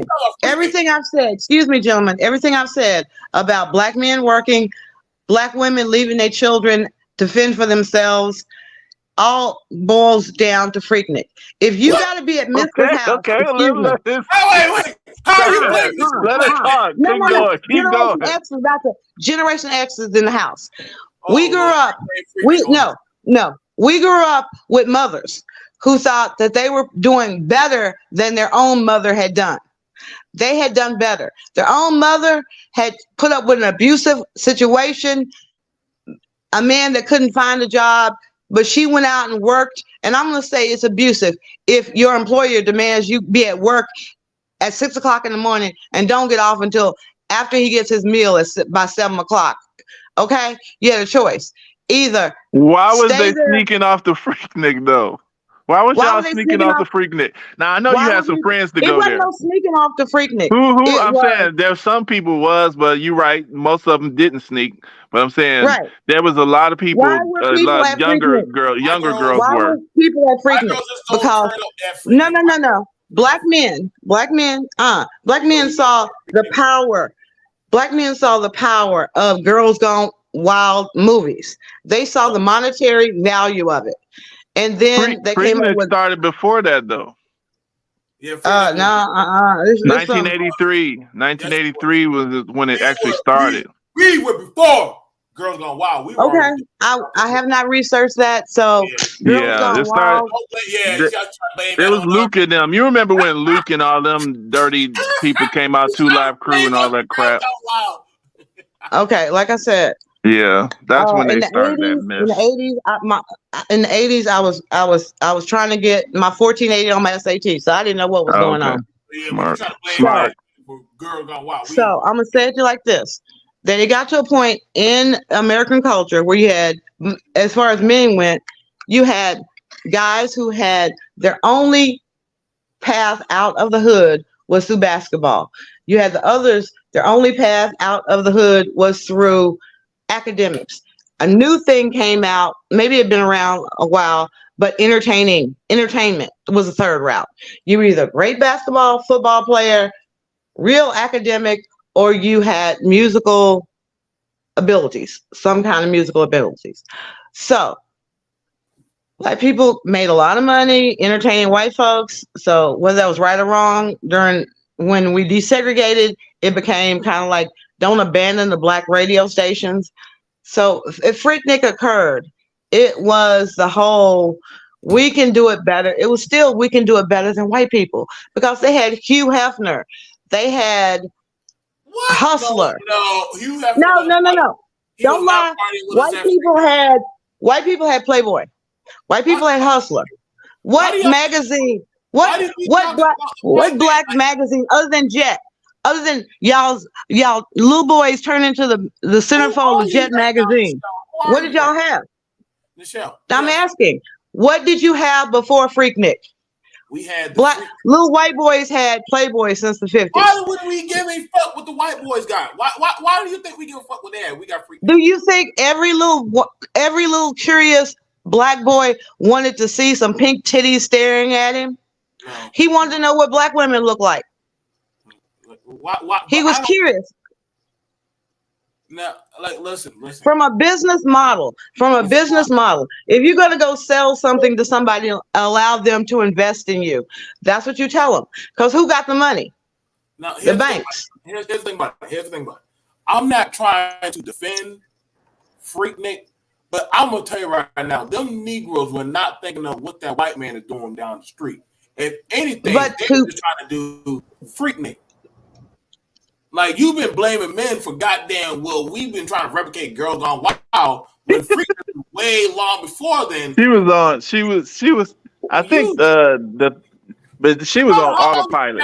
Michelle was on autopilot. She just was getting like, you know, just the talking points just bubble Look, up. you're talking Just the about. natural. You're talking about. Y'all were talking about something that, like, when I got to Duke. It wasn't about you, Duke. Not about you. No, when I got to Duke, and the sorority girls, the white sorority girls, started explaining shit to me. That in the 1960s, the Kennedys were fucking filming shit that went on at Duke University. Now It that's was what we like, need to oh, see. That's the documentary we hell need to no. see. Oh, We need to hell see to the that no. one. But you Okay. Oh, it's We coming. need to You see that notice, Kennedy. you notice that when Duke stuff. Lacrosse was accused of being off campus with a black stripper, the only argument basically was she's black. Ew. No, it couldn't have been rape then. That was the only argument, was because they knew how crazy the men are. Upper echelon men, like Donald Trump said, when you know you got money, when women think you got money, they'll let you grab them by the pussy. It was just that type of mentality.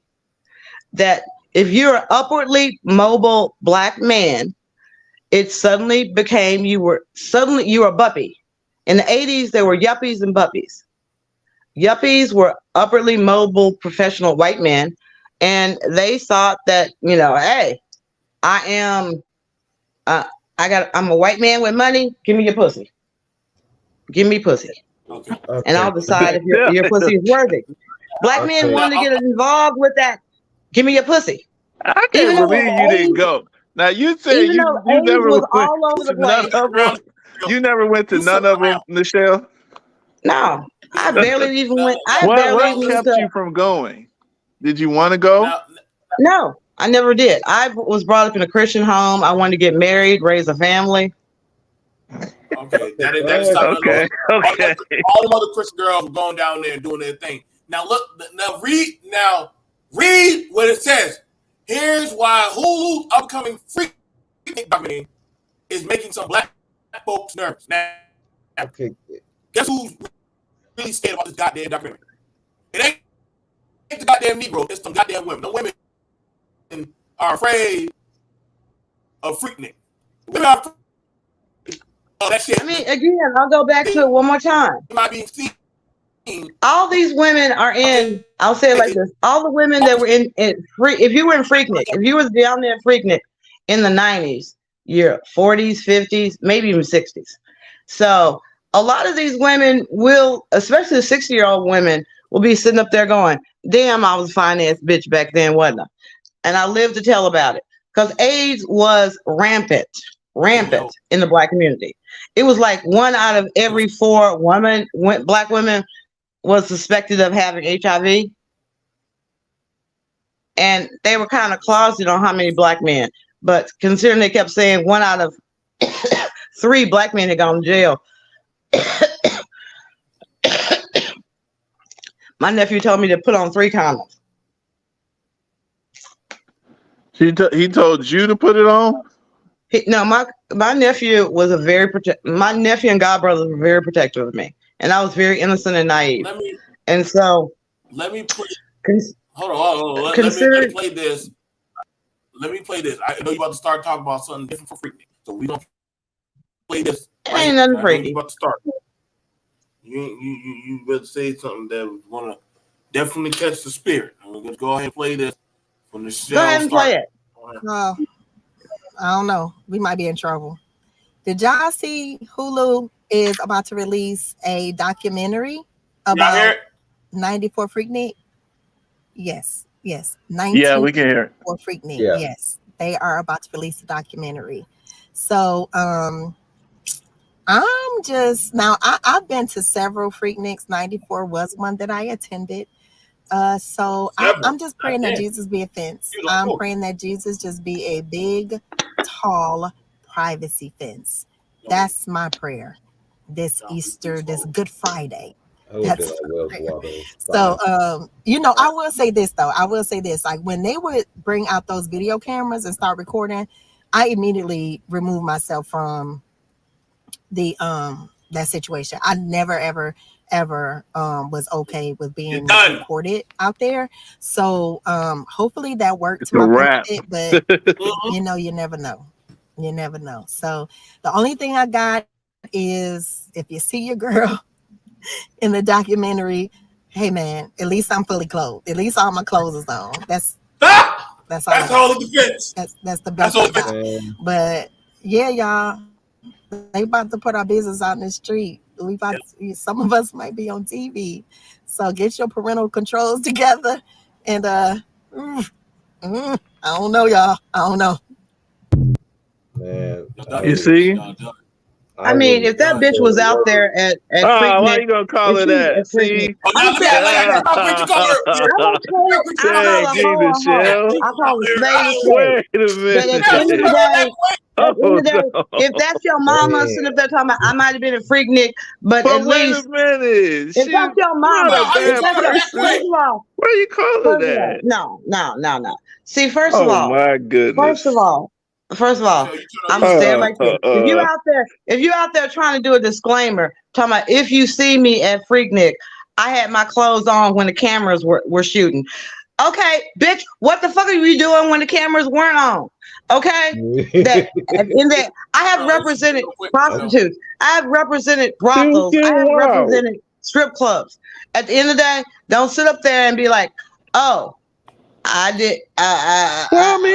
She was getting wild, but I think I seen that clip. I seen that same lady BMT on another little clip. She's like a nurse. She's got like a daycare or something. Yeah, that's she's like take care of the kids, and she like teach the kids and stuff. So it's just a lot of children. You know, like so what? I mean, she was like what, 18 or 19 or 20 or that's something. What I'm saying. Like that's I what I'm saying. That's what find me. That's what was that 40 years ago? You ain't gonna. What was that, like 40 years ago? Am I missing the numbers? That was like 40 years ago almost. Yeah, it started 40 years ago, between 40 and 30 years ago. Okay, so how many women look the same at 18 as they look at 58? I'm just at 30, 40. If it's 40 years ago, they tell who it is, though. You turn on her real quick to show. You can still tell who it is. Yeah, they might not look the exact same. I guarantee y'all, my pictures from when I was 18. I just posted pictures from Demi 2-3 years ago, and people were like, "Which one in the picture is you?" And I'm like, "Y'all can't tell." I mean, it is women, especially, we age. After really childbirth, we 9 times out of 10 put on more weight. That woman that you're looking at in that video, I've seen where they tried to, maybe it was digitally enhanced, tried to find a picture of her when she was younger and say this was probably her when she was younger.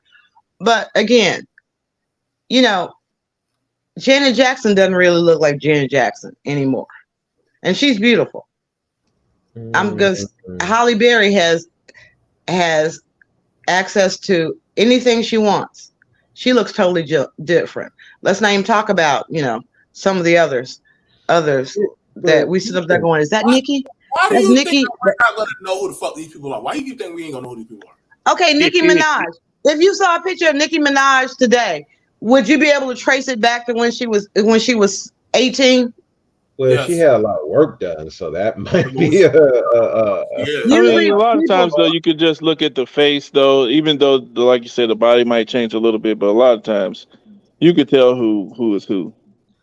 I know. I had pictures of my mother when she was younger. I could tell who it was. You know what, y'all? You keep saying, you know what? You keep trying to use this shit in the show, but that somehow I tell that to all the people who are locked up, still behind bars. All kind of other bullshit testimonies, and yet they'll say, "Oh, I don't know how the fuck you know that's me in the dark." Well, shit. I mean, we got a camera. That's all we need. Like you make it seem like all of a sudden this shit been panning out well when we see the alter. I mean, I'm gonna be honest. You haven't been honest. As a Delta, I had a lot of cute friends. Oh, it's over for you. Wow, you just dropped it all your friends. It's over for you. No, my brother. It's over for you. Gentlemen. You know you was there. Gentlemen. I'm gonna say it like this one more time. Gentlemen, the Qs were my brothers. They respected me as a sister. They respected me as a sister. I don't know if y'all don't understand the line. Why'd you bring Oh my goodness. But where I come from, once somebody is part of the family, you don't fuck around with them. They're off limits. You don't mess around with your brothers. You don't mess around with your best friend's family. There are limits. You think that? Yeah. But you think those Qs really gave a damn to say, "Oh, that's my adult sister. I ain't gonna fuck her." Yeah, you crazy. The men that were around me did. It's the end of the world. It's over. The men that were Run around for me the hills. Hide your daughters, Kev. Like I said, all of this hide your daughter stuff. Hide your daughter. It comes down to, are you willing? I've had men come to me and say, Nichelle, look, when I was younger, I used to try to protect my sisters, I used to try to protect my cousins, and then at the end of the day, I'd catch a case, so I said, fuck those hoes. I was like, damn. Yeah, and I believe that is a lot of what's going on in the Black community. That little boys who sit up there and tell me how they see their mama being mistreated, what can they do? And they don't want to go to foster care, but they don't want to be there. It's like, where's your daddy at? Can we call your daddy? I don't want to tell my daddy I don't want to tell my mama on my daddy. It's these scenarios where it's like, it's real. These are real issues. And when you sit up there talking about Freaknik, that, a film from 40 years ago, what impact is it going to have on people's lives? Statute of limitations seem to go away. It's just like, seriously, unless you're going to sit up there and I noticed that when you talk about Black women, it's too late to demand a paternity. Okay, brothers, if you sit up there, if you see your baby mama up there fucking a nigga talking about, I knew that bitch was a hoe. Guess what? You can't file a paternity. You can't go back and get your paternity payments. I don't care what you see that went on in 1994. If it involves your baby mama, your wife, all you can do if it involves your wife is to file for divorce right now and say irreconcilable differences and give her half your shit. Okay, splits. Because irreconcilable differences, there's no fault. It's just right down the middle. So, I be my lawyer. 1 minute you were blaming Black men for segregation. Now you go to goddamn. I didn't blame Black men for segregation. Don't put that lie in my mouth. Do not put that lie in my mouth. Do not put that lie in my mouth. We just did 30 minutes ago. I did not say Black men were responsible for segregation. I said during segregation, Black men had a hard time getting a job because white men wouldn't hire them. Now, what part of that is blaming the Black man for segregation? That's why the women had to go to work. Okay, women went to work because white men passed laws saying they had to go to work, even if they Black men had the most wonderful job in the world. I said that. What was that law that said the Black women have to go to work? Excuse me? What was that law saying the Black women had to go to work? There were laws in different cities that had ordinances. What was the law? Joe, we put that Black up codes, there before. Right? Vagrancy laws. Part of the Black codes. Yes, part of the Black codes in certain areas. Is it ordinance technically a law? Just like Black men could not loiter. Black men could not loiter. That was the funny thing, that if you wanted day laborers, you would go to a specific spot where they were lined up and they said you couldn't loiter. Well, how else do you get picked up for day labor unless you are standing out where you can be seen that you're available for work? But they passed an ordinance. They didn't arrest the white men that were wanting to get on the back of their pickup truck to go fix somebody's plumbing or prune the trees or go pick their crops even. But if Black men were standing in the same spot where they would pick up workers, they would be arrested for loitering. Now, let me understand why the laws were passed like they were. I said the fishing licenses came out because they did not want Black people to go out into the woods and get their own food. They got to the point where they said you could not grow. Came into play. You could not grow. Ordinance ain't technically law. I understand that much. Ordinances are laws. In the cities, there are laws. They can arrest you for. They're written into law, but technically they're not law. But if you can be arrested for it, it's legal. It's illegal. There are three branches of the government, essentially. So Three we don't parts of the believe that government. there's There's certain the parts of state, the government that are local. corrupt. Hell, every part of the government is corrupt by this time now. They have forgotten. They have forgotten the cornerstone provisions of our Constitution. That they have now said that anyone who works for the government needs to be treated like the king's people were treated, which meant they were above the law. They've given all the judges have absolute immunity. Yeah, they got insurances, bonds. So do a lot of the No, they have officers. absolute immunity. It's not about insurance and bonds. They have absolute immunity from lawsuit, not just from liability, from lawsuit. You have to be very clever to get around that. Municipalities are not blocked by the 11th Amendment, and they have qualified immunity. Qualified it, which is some shit that the Supreme Court made up in Pearson v. Ray in the 1960s because of all the civil rights suits where people had been hosed down by police officers who obviously violated their rights. It's not civil rights, it's your constitutional rights. When people talk about civil rights, tell them, correct them. You say, you mean my rights under the Bill of Rights? You're going on the autopilot again. If you read the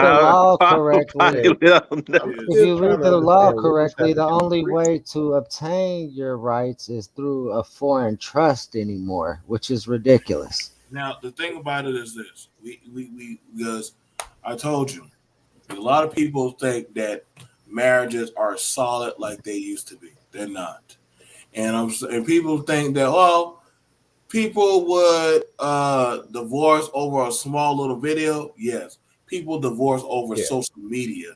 People divorce over text messages. People divorce over he say, she say shit. Like you don't have to give a reason. People who lie to each other. So you don't have to give a reason anymore. So prior to 1974, to leave in the first place. Listen. Prior to 1974, you had to give a reason. And prove your reason. You think prior to 1974?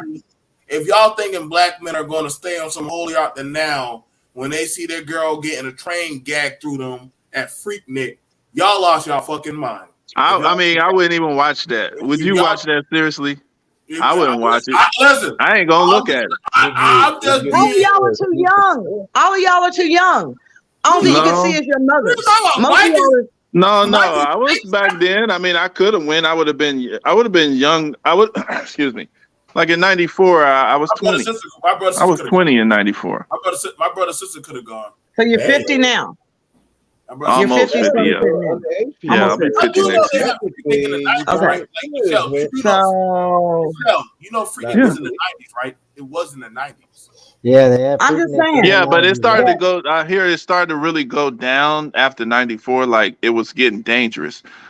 People were saying. I mean, from what I hear about it was a little bit like a little bit nicer in the '80s, a little bit more classy. I mean, not open like in the street. So I don't know. '90s, we had Freaknik, Daytona, and we also that bike week though was crazy. And we had Black Bikers Week now. And then over there by you, BMT, what's that beach? What's that? What's start with M? Myrtle, Myrtle Beach.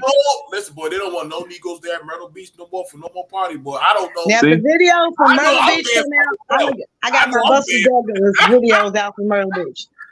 Yeah, Myrtle Beach, I beat niggas' ass. Don't fuck with me.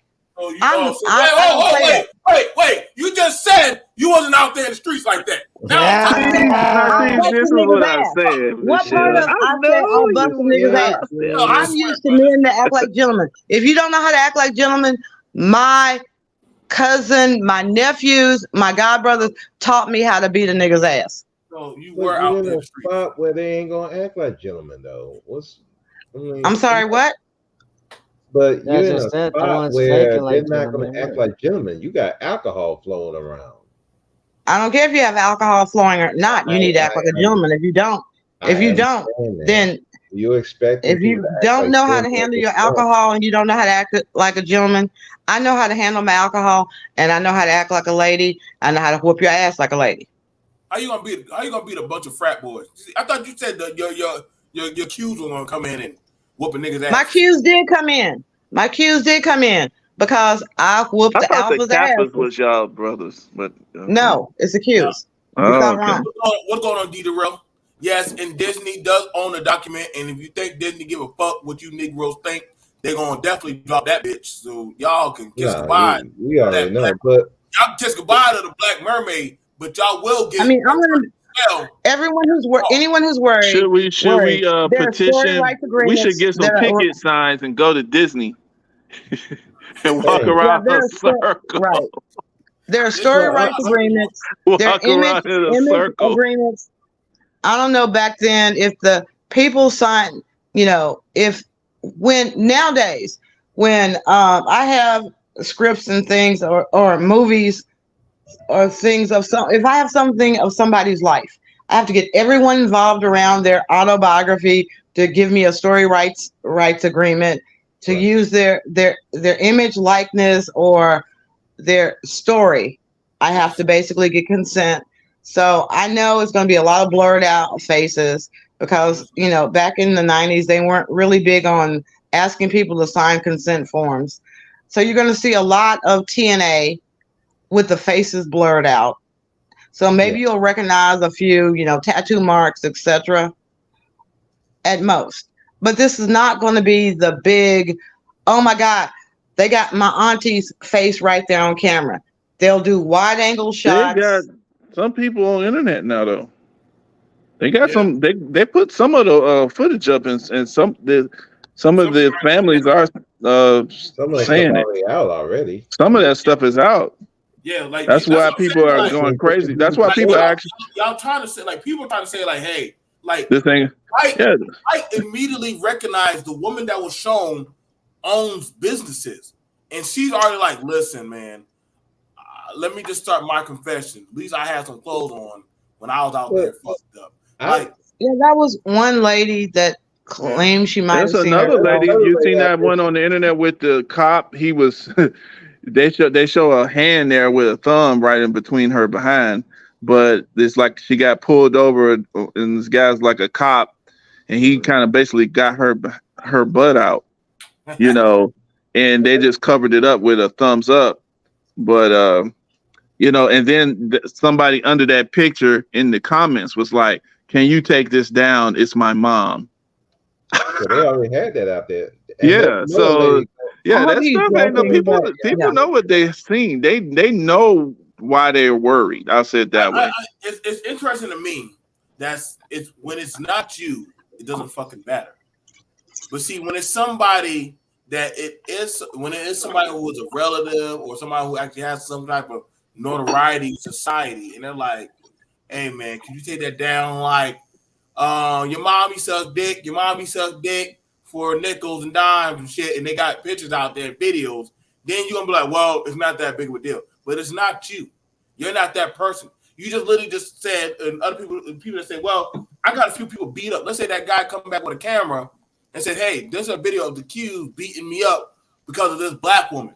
Now you're gonna have it where they can come back and have a lawsuit on your way. Now you can be like, "Well, I don't got the money. We don't give a fuck." What about the teachers? And the students who get it? The students who get them. It's over for again. I think if a child gets a hold of, again, you have had some test cases of this kind of thing, considering we are in oh God, what is that porn star's name? I went to law school with her son. Oh God.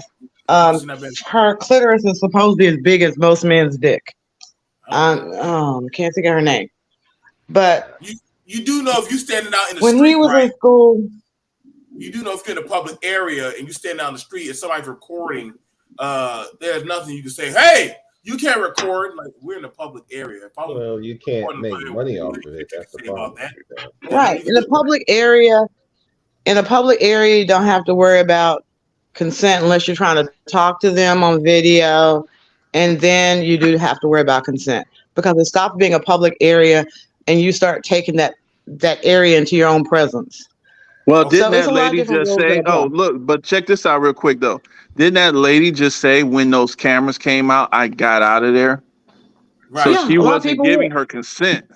So Right. that's a Right. lawsuit. So and See? also somebody No, else said, no, it's actually not unless they're If trying to they're in a hold an public interview place, and it's they're not. pushing up an interview Well, or but the something. thing is, Unless you're if making you money just off pull of it. out the video on me, right, and I move and I avoid it, and I'm trying to get away Right. from you. I'm not giving you my consent to do this. No Now, then you expectancy take of this privacy. video As long as and it's then you like try to make money off of this. You It's have not no a make money documentary off for of expectancy it, of it's news. privacy You're something. in trying to make public. money off of it. But if you Hmm. What's that would up, be no BOT? different if so Now, let's now, say You if you're the main do have focus to control of making your the image. money, if you're the main focus to making the money, yeah, you might have a Yeah. lawsuit then. But if you're not the main focus of the video, no, you have no lawsuit.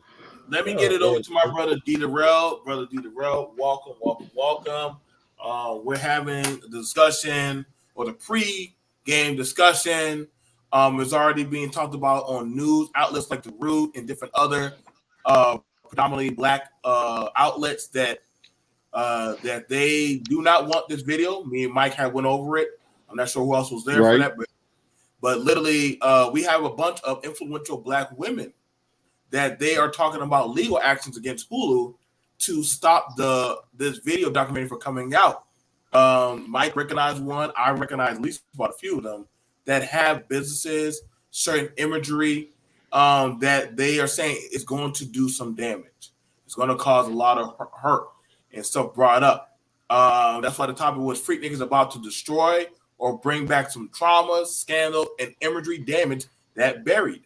Do you think this is overhyped? Do you think that, hey, it's going to do some stuff, or literally, it ain't that big of a deal? What's your thoughts on it so far?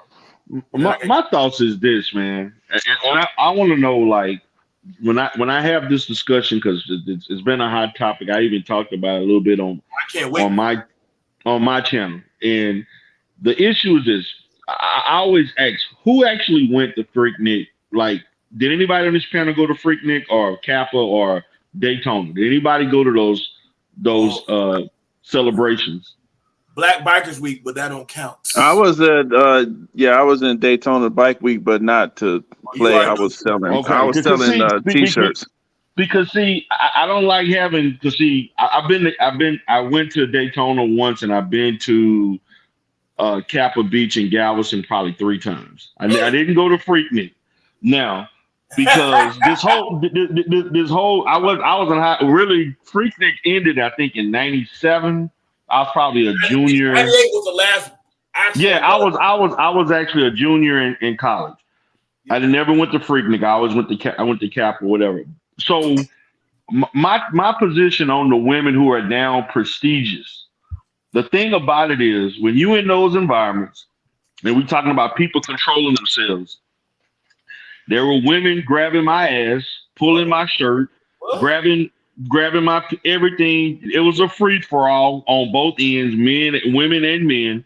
There were women. I had a camcorder, and I was a person recording a whole bunch of footage, particularly at Kappa. There were women jumping in the. I just want to let you know the stuff that was done. I didn't ask, beg anybody to do anything. When the women saw me with a camera at a big ass camcorder back, those big old back in the day camcorders, those VCR, those radio shacks. I had women. On your back. Showed their titties, pulled their panties down. Oh, damn. I had all kinds of stuff. And for these particular women, they should have had forward thinking before they decide to get drunk, high, whatever else, doing what they were doing. Because I guarantee you, if the footage that's going to show of them, I guarantee you, nobody forced them to do anything that they did on just like all the men and women, everybody volunteered to do what they did. So you have to take responsibility for what you decided to do on, regardless of what age, you were, whether it was 20 years ago, 30 years ago. If you did something and you made a decision to do that, that's your responsibility.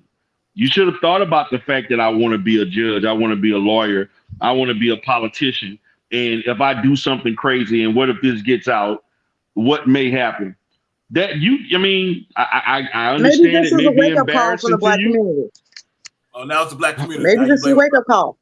Yeah, Maybe this is it what we is. need. Nah, Well, no, no. Maybe this is what we Everybody need. didn't go to it now. are y'all white people Everybody saying- didn't go to I got that. You know, I have no.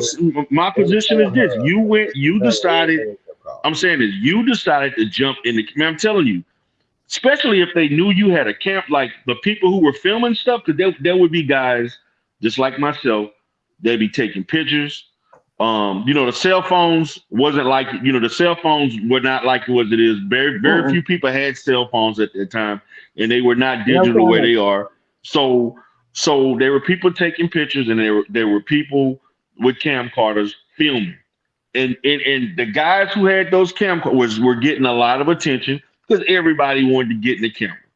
So this whole thing, yeah, that probably were a few. Oh, you know what, BMT? The only women I saw that did not want to be in the camera were prostitutes. God, That said, if you're gonna film me, you need to pay me. I already know. they were smart. They were smart. Those Already were the lawyered only up. women.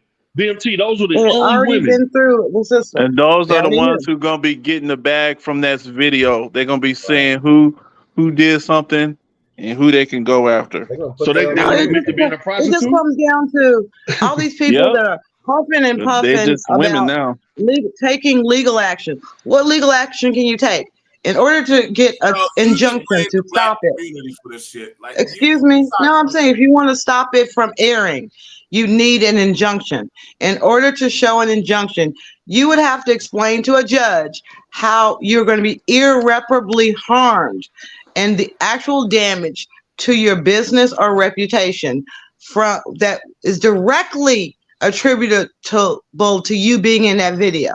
Not hypothetically, you're going to have to come out and say, they have a video of me doing this and that, these acts, and that could ruin my career as the head of a preschool agency. You're going to have to be so specific There in it your is, pleading. Kev. There it is, Kevin. Clever. now, That's the reason. That's the reason why we got to make a big deal to stop this thing. like, I'm gonna say it like this. Because Kev, you do have a point. OnlyFans exists for a reason. YouTube, TikTok exists. But see, here's the thing about it. Other groups would stop this from even breaking news. Right. You know why?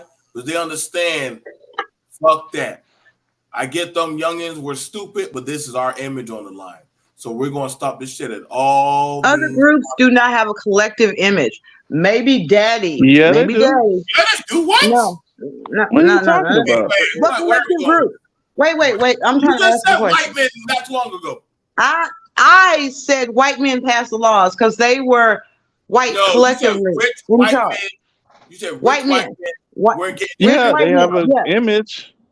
Yes, image. but Yeah. the Kennedy name is totally different than than the Mallory name. The Mallorys ain't running out there being able to file no lawsuits, but the Kennedys could file. They don't even have to file a lawsuit. They just simply pay you to delete shit. They just simply pay you. They had a whole relative in an insane asylum that the whole world thought was dead. And they paid the world. Every newspaper reporter said, "What happened to Rose? What happened to your oldest daughter?" Don't ask about that. Here's $100,000. Leave her alone. Don't talk about our oldest daughter. Let's pull it out. They had a whole daughter that they hid from the world for damn me 40 years. Just because anytime somebody would ask, they pay them money to shut them up. You're being disingenuous, Michelle. I'm not being disingenuous. The difference between super white money for protection of their imagery.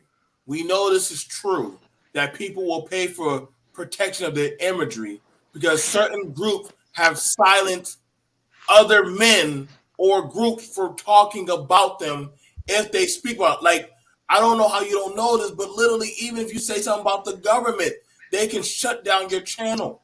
If you say anything about the small hats, oh, you definitely know you get hit for cited for hate speech. Like, so we ain't gonna say other groups don't have that. Oh yeah. So if you say something about them, so the thing about it is, And I just showed, and just like D. Darrell said, I just showed the article with me and Mike in Spiritual Logic, where a group of influential black women, that's what they said, right, Mike? Influential black women, D. Darrell. Right, exactly. That's what I'm saying. Yep. Hulu from, mind you, just like you said, they're in positions of They're getting that injunction, like Nichelle said. They're injunction ready to not go after Luke. They're going after Hulu because they're like, fuck this, hold up. But not just any old black there at That's why she said how much she makes per year. But are they going to be able to out litigate Disney? I mean, whoever the Hulu, whoever's they're not. They're not. They can. That's the question. Hey, listen. They can't. I'm for them. I don't want it to come out.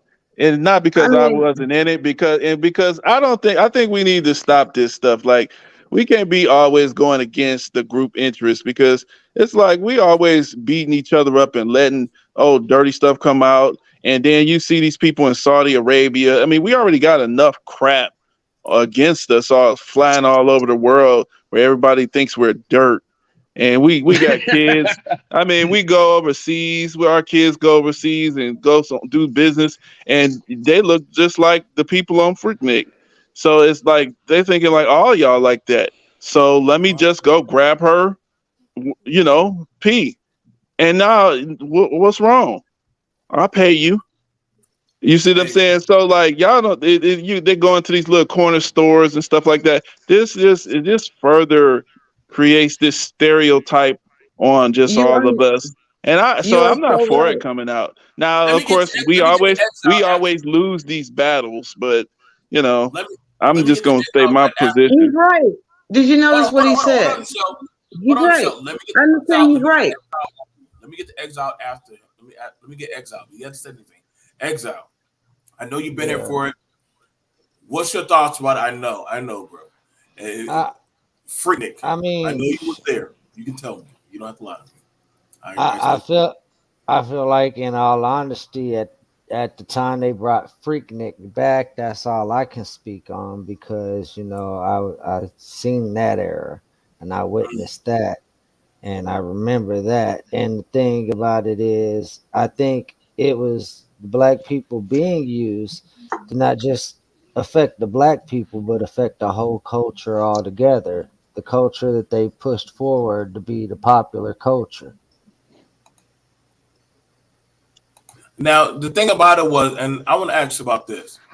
Do you think that this raised up the hypersexuality of imagery of blacks, where they just thought that the women were hypersexual, that they all were freaks no matter what their station were, that the men just couldn't control their sexual?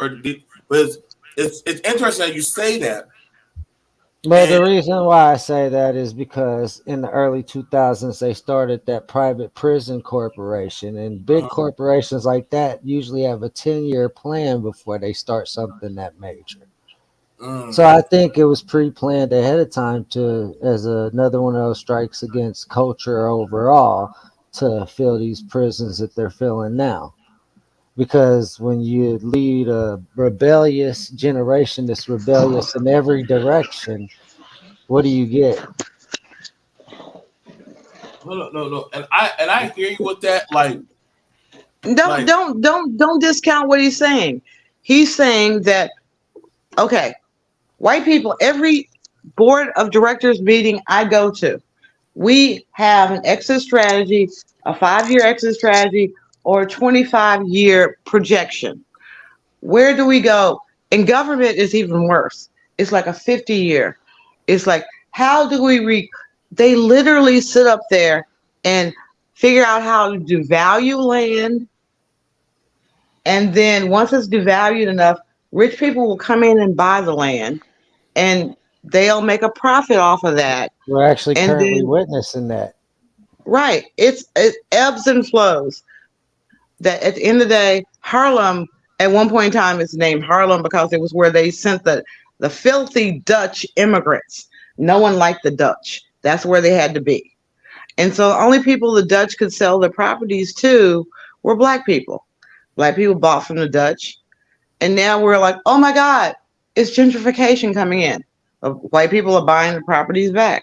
But it's we don't know where these white people came from. Are they part German? Are they part French? Right. Are they part what? Because they're mongrels. Black people, we don't know whether or not we're Ghanaian or Nigerian, Sierra Leone. We're mutts. So you have the white That's mutts not fighting. true. We're 100% Black American. We're Right. our own But ethnic group. So we right, ain't no mutt. let's start saying that. I know fucking much. I don't know what the hell I'm you not are. mad at you. I'm not mad at that sentiment because as an American that's the descendant of slavery, Well, American if you're going that's to bring the Hebrews in it, you got to consider that there's 12 tribes, and some of those tribes are Latino, Asian, and white in nature themselves. okay. That's fine. That's fine. I'm not going to argue that point. Look at Only thing their I'm saying is, facts and them writings. Look at yes, I Noah. do. Start I with know there's Noah. some writings out there. Only thing I'm saying is that as American descendants of You slavery. forgot what you were really gonna say, right? No, I didn't. As American descendants of slavery, we're not part of the 12 tribes of Israel. Maybe some of our ancestors were part of it. I don't know which one of those that we came through. But at the end of the day, for us to sit up there and set up our own pedigree and to be proud of who we are and what our mothers and fathers did, our ancestors did, to be proud of it, to be proud. We went through some shit that I've heard people on the street talk about. I couldn't have gone through that shit. They'd have had to kill me. And I'm like, you're right. They would have had to kill me too. But I would not have been able to pass on my genes. Somehow or another, our ancestors were strong enough, in spite of the odds, to pass on the best genes. We are stronger, smarter. No, we're not. Okay, but now the thing is, and I agree with what she said. I agree the with black, everything she said. yeah, the But black at the gene same is time, the purest gene. the only It's thing the I was saying original about the gene. documentary, me, I hope it just fails. I hope Luke. I always hated Luke. I think that's his whole agenda of his life dream is to just make us look like trash. Even from when I couldn't stand when I first seen him, having all that stuff just open like that. That's what it just brings in this entire culture. He's like one of the spearheads of this culture of debauchery. We see how much extra trauma it brings. Right. I just don't like what he involved in. So let me ask you like I'm just one not question. with it, but even if it comes out anyway, but I'm just, stating my stuff for the record. No, I agree with all of you.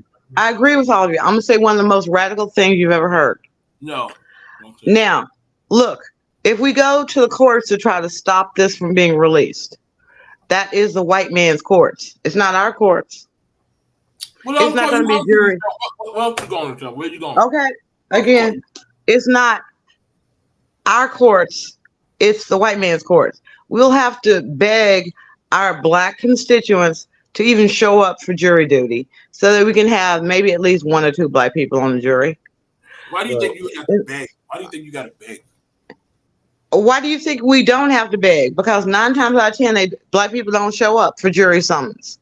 They don't. So we're going to have to beg the black folks to come, or we begging the white folks? What I'm saying is 9 times out of 10, black people, when they receive a summons to appear in court, do not appear. That at the end of the day, that when we look at, as a lawyer, when I look at a jury pool from Dallas, Texas, that's 60% minority. Oh, Nichelle, hold on. How did this man get 70 years for spitting at a police? I don't know. I can't do that. No, that's a different show. All right, forget I said that. Forget I said that. No. No, forget I said that. I'm sorry. Let's go back to the topic. You're right. I just that popped in my head. Right. You are right. No. Wait a minute. But remember that and probably get with BMT later so y'all can do a show on. We're going to do a show about jury nullification. You're right. Jury nullification. It should be something that black people should know, like, they know the lyrics to Run DMC's. Why do you? You off his head. That's Here's good for a child, Run but TLC. talking I got, about now the here's the people thing. No, that Here's the let thing. me show say honest. Now, The here's rules on jury nullification. Somebody said, yo, hit the beat, jury nullification. That should be something we understood more than anybody else. Because now at the end of the day, jury now, nullification, here's the thing. About jury, bringing does up. anybody know what jury nullification is? First of all, let me ask y'all, do y'all know what jury nullification means? Does this have anything to do with Freaknik right now? Yes, it We'll let does. the Does attorney anybody know what jury educate us. nullification means? It does not. Let the attorney educate us. Go ahead. Okay. So no matter whether or not it's civil or criminal, if the jury says, fuck that shit, that don't sound that don't sound right to me. They don't have to follow the law. They don't have to follow the facts. They can say, you know something, this is whack. This is whack. We're not going to punish it. We're not going. No. Jury Which is reason nullification. for At the end of the day, dismissal, right? the jury can sit up there and say, forget this. We don't like the way this law is being applied. We don't like the facts. We don't like the circumstances that this person, maybe we didn't believe his defense all the way. But at the end of the day, this person had like a joint in his pocket. He shouldn't go to jail for 20 years for that. So no, we're not going to convict him of it. No, So we don't care what the law says. My We don't curiosity care is, what the facts what's are. the process that comes after that? How the judge can try to do what's called judgment notwithstanding the jury verdict. But now you have conflicting, it goes up on appeal, and may the best lawsuits and all of that. Yeah. It's the same lawsuit. It goes up on appeal. It's usually they try to work out a settlement, but at the end of the day, there's a thing where if enough of Black people show up, if Black people would show up for jury service, that they can, a lot of these rules, laws, ordinances, whatever you want to call them, I don't care, because city governments have juries. You can get called on a traffic ticket. You can get called on a goddamn misdemeanor possession of marijuana and sit up there. Black people can come in droves and say, no, he don't have no insurance. Oh, well, he had other bills to pay. He shouldn't have to suffer because he had other bills to pay. We can do that. Thank you. We can do that. For now on, I'm gonna make sure that I make it to my jury duties because I'm one of the motherfuckers. I'm Jewish and Latino, by the way, but I'm one of the motherfuckers. When I get a jury summons, I don't go. I even call them and tell them ahead of time. I don't care what you threaten me with. I'm not coming. I don't have to. I usually go, but I only got picked one time to actually serve as a juror. Most of the times, I'm not picked at all. I mean, it's just so. Yes, I can understand. Black people I'm gonna be honest with you. Let me tell you why. Most of the litigation I've had has been with the fact that the prosecutor just says Black person, automatic strike. They get so many, depending on whether it's state or federal, depending on what state you're in, they get a series of automatic strikes. As soon as they see me, every Black person is going to get stricken from the jury that they can legally do it just because they're Black, because they think they're going to empathize with me. Even if my client is white, they're going to try to strike every juror on there just because they're Black. Okay, so or minority.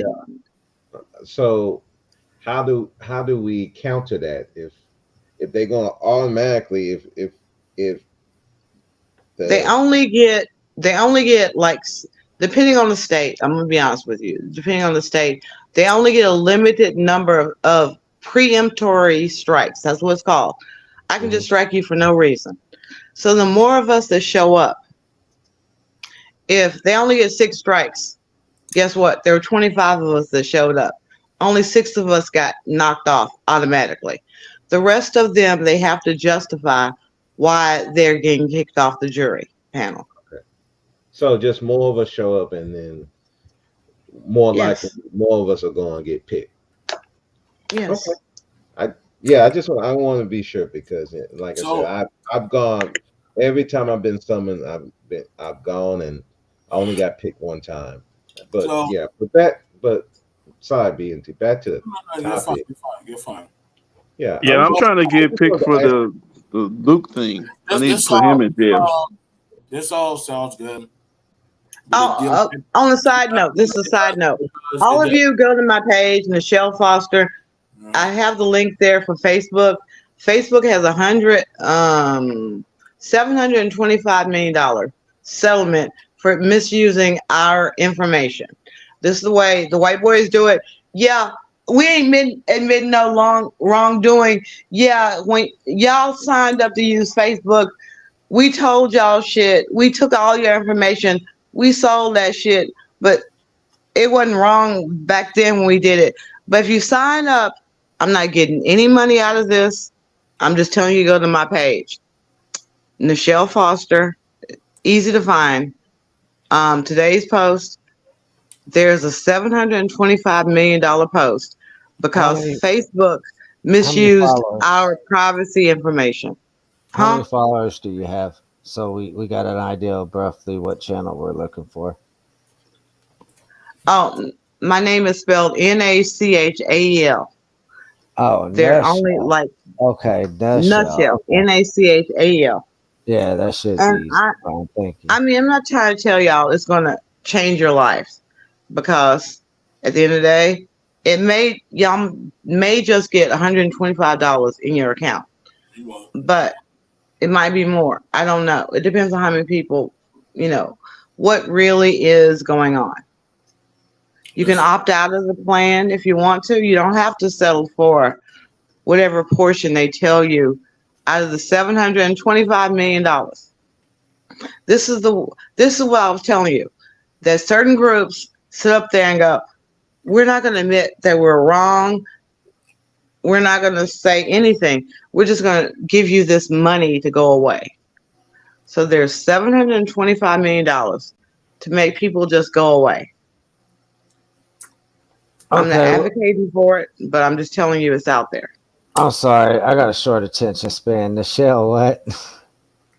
Nachal. You got Foster. a little girl picture? Foster. Yes. Okay, thank you. Little girl picture with Kitty. Sleep? Yes. Oh, okay. That's me. Why don't you put your picture up there? Put your eye up there. You gotta see your eyes. No, I'm sorry. I lost a daughter. And I lost that cat. So that's my little. Oh, okay. I got you. Little tribute for a while. Yeah. But yeah. And it took me back to a safe space. But people, this is supposed to be a government of the people, for the people, and by the people. It has not worked out well for us. You still believe in that? None of doing. No, I don't. I don't.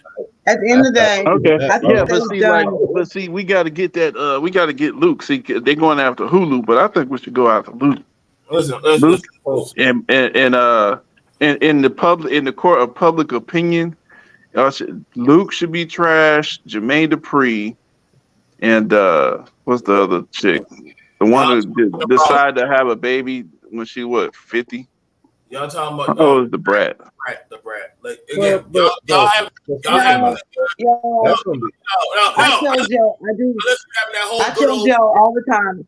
I do this show. I come on the show because this is my repentance. This is my repentance. Then when I was young in my legal career, I was part of African Heritage Network. Y'all can look all this up. I don't know why. Talk about Freaknik. Now hang your backstory. We're talking about Freaknik. I'm telling you what happened with Freaknik. You have not. Yes, I am. Joe, shut up. Joe. Frank Mercado Valdez, a wonderful friend of mine at that point in time. Black. Let me ask you this. Tell us what your friends told you about it. Bro. Okay. Frank Mercado Valdez. What did your friends tell you about what they went to? Network. What did I have to do with Freaknik? My friend Frank Mercado Valdez started African Heritage Network, the African American Collegiate Pageant, Stomp Pageant, because it was very simple. Black people wanted to see other Black people. He told the executives from McDonald's that he was doing this Black people didn't give a damn. Yes, it's part of Freaknik. Black people did not give a damn. Okay, it was on Peachtree. Yes. Okay. Yes. No, we were sitting up in Manhattan office. Black people didn't give a damn as long as they saw other Black people. Black people wanted to be around other Black people. They wanted to see them. They wanted. That's why we got the African Collegiate Pageant sponsored for $25 million. Because we said that Black people wanted to see Black images. We wanted Black gatherings. We did not want to just fuck Suzette Charles, fuck Vanessa Williams. We didn't want. We had our own standards of beauty. We wanted those portrayed.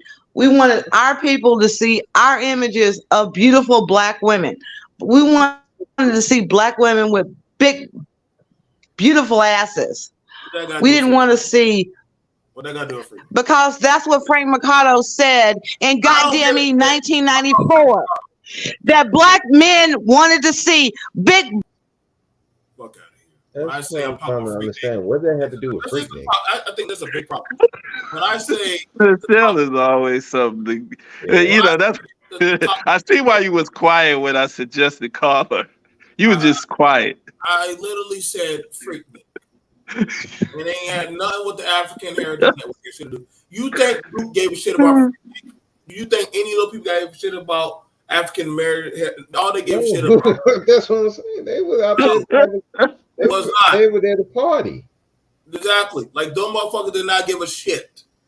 Now they fucked up the image. Now, if y'all don't think the manosphere ain't gonna get no fire now to start talking shit, and why incels are gonna be more incel-y, and why more people are gonna be more. This is going to regret back. Yeah, it's a wrap.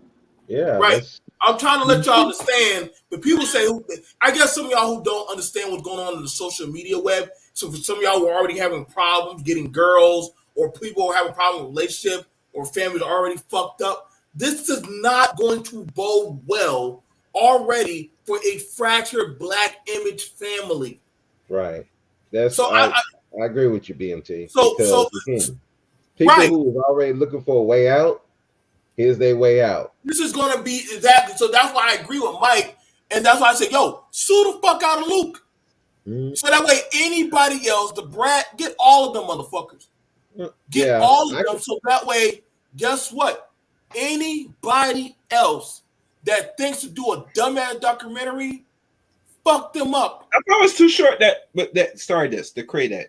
But see, the thing about it is, you got to go after people. Like, see, Black people, you got to, sadly, you got to fuck up enough of those type of people. So that way they're like, I don't want to touch it.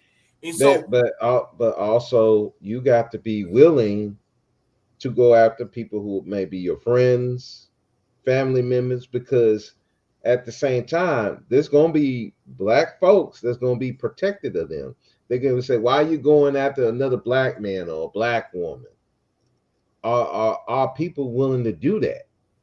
And that's going to be the biggest issue. But incels use any negative shit on the web as a reason why they are celibate and why women won't submit. We found that to be true. They're celibate. We found that to be true. Now y'all definitely are going to go off the rails. Because of them. They don't want to pay out that money. If y'all don't think this ain't going to be a reason why they ain't going to do a 15-hour stream or a whole marathon of this is why Black women don't submit, y'all about to hear that shit. I'm already just waiting. Y'all think the red pillars aren't going to talk about it? See, here's the thing about it. See, the white boys. Do you see the white boys doing documentaries about Girls Gone Wild? You know why? That's their moms. That's their moms. Plus those lawsuits. Right. And they got the lawsuit. See, the white women knew enough to sue that white man. So say, hey, don't be showing that shit. So they about to lock give a fuck. that dude up. If they didn't give a fuck, they wouldn't have been suing that white man. You know why? Because they didn't want their imagery to get out there of their husband's business or them out there looking crazy as fuck. Now, see, BMT, you got daughters and stuff, so you kind of look at stuff probably different. Listen, you don't want them. Yeah, I'll tell you right now. Like I said, and Kev is not an incel. He just says that. He's not an incel. He just no. I mean, I know Kev is. I mean, he's speaking his mind, which is good. That's good stuff. He's saying good stuff. Well, calm down, Kev. There are no documentaries about girls gone wild because nobody cares. No, they do care, but you know. I will say, it's not that they don't care or not. They saw what happened to that guy. That's what they're like. Right. We don't want that smoke. Right. Plus, there was some. The reason why they even went after that guy because they had underage girls over there. That's where the bigger problem is, and I think if they're going to sue Hulu and if you want to go after Luke, you probably need to go after them for that because they were underage girls and boys over at Freaknik. Nichelle, are you going to stay on topic?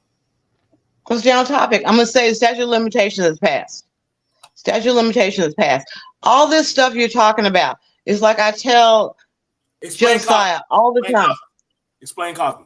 Cosby, yeah. I was about to say too. Cosby. Okay, again, unless you can go down to the state-specific legislatures and change the law, you have to lobby them. You have to find somebody to sponsor the bill to change the law. You don't gotta do none of that shit. Cosby, them women jump past all that shit. No, the one case is only one case. Okay. See, this is the thing. Okay, R. Kelly again. They went back in and R. Kelly again. He went in. You see, I can keep calling out black men that offered the hearsay. You keep calling out black men without the facts. You sit up there and say, "You didn't even know nothing about Freaknik, so how are you on here?" Excuse me. You didn't. I know that occurred. Joe, again, if you don't want to sit up there and see how this is going to play out, like I sat up there and said, "Excuse me," I'm very honest about my opinions. That all this whole thing about Trump, I said, it's all bullshit. That at the end of the day, there are certain rules that apply to courts. That if you can make ex post facto laws, you cannot be found guilty of a crime that was not a current crime when you did it. That's why Bill Cosby is out of jail now, because the court found that it was an ex post facto law. Yes, they made all this media attention about it. They put him in jail for a little bit, but then he's out of jail. So what I'm trying to tell y'all, do you want something that's permanent and final? Do you want something that's going to make the news for a little bit? If you want to make the news for a little bit, hopefully you have some idea of making money on it in the small interim while it's in deal. Cosby is out of jail right now. Started off small. The law was ruled unconstitutional as an ex post facto law. You keep saying they changed the law. I noticed you keep saying the Freaknik thing don't matter, but other people have shut down other events because of to protect their imagery. They've shut down other future events. You can shut down things. Yes, this is a future airing. I've said it's a future airing. And you can, if you want to say that if you show that this airing of this show will irreparably harm, I can't fix it. If you let this out, it's irreparable harm. Maybe Kamala Harris. Explain okay. that of the basketball. Do y'all know what irreparable harm means? Hold on, wait. Explain that of a basketball player sharing a documentary that the people felt it did irreparable damage to their imagery, that they silenced him. Explain that. Which case are you talking about? And which people said that? Which people? Which people? Does anybody else know what I'm talking about when I gave those little hints? Does anybody else know what I'm No, talking about? just be honest. Which people? We're talking about a basketball player. Okay. Which we're talking people? about that. We're talking about that of the Jews. You talking about? Or are you not talking about the Utah Jazz, Karl Malone situation? No. Who else? You know it else? It happened to somebody even bigger than him. It happened to somebody even bigger than him. Somebody that just shared a stupid documentary, and it got him in trouble. Oh yeah, Kyrie. Now, mind you, that was a Kyrie. Kyrie didn't make the fucking thing. All he did was share it on his social media. And guess what happened?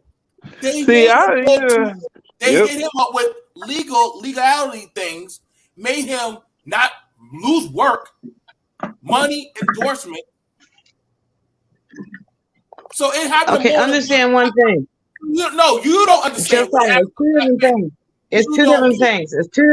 You're comparing apples to oranges. No, we're not. The you fact don't know that what you're talking about. You don't get it. No, I'm not. I do know what the hell I'm talking about. You're talking apples and oranges. They did not stop it from being released.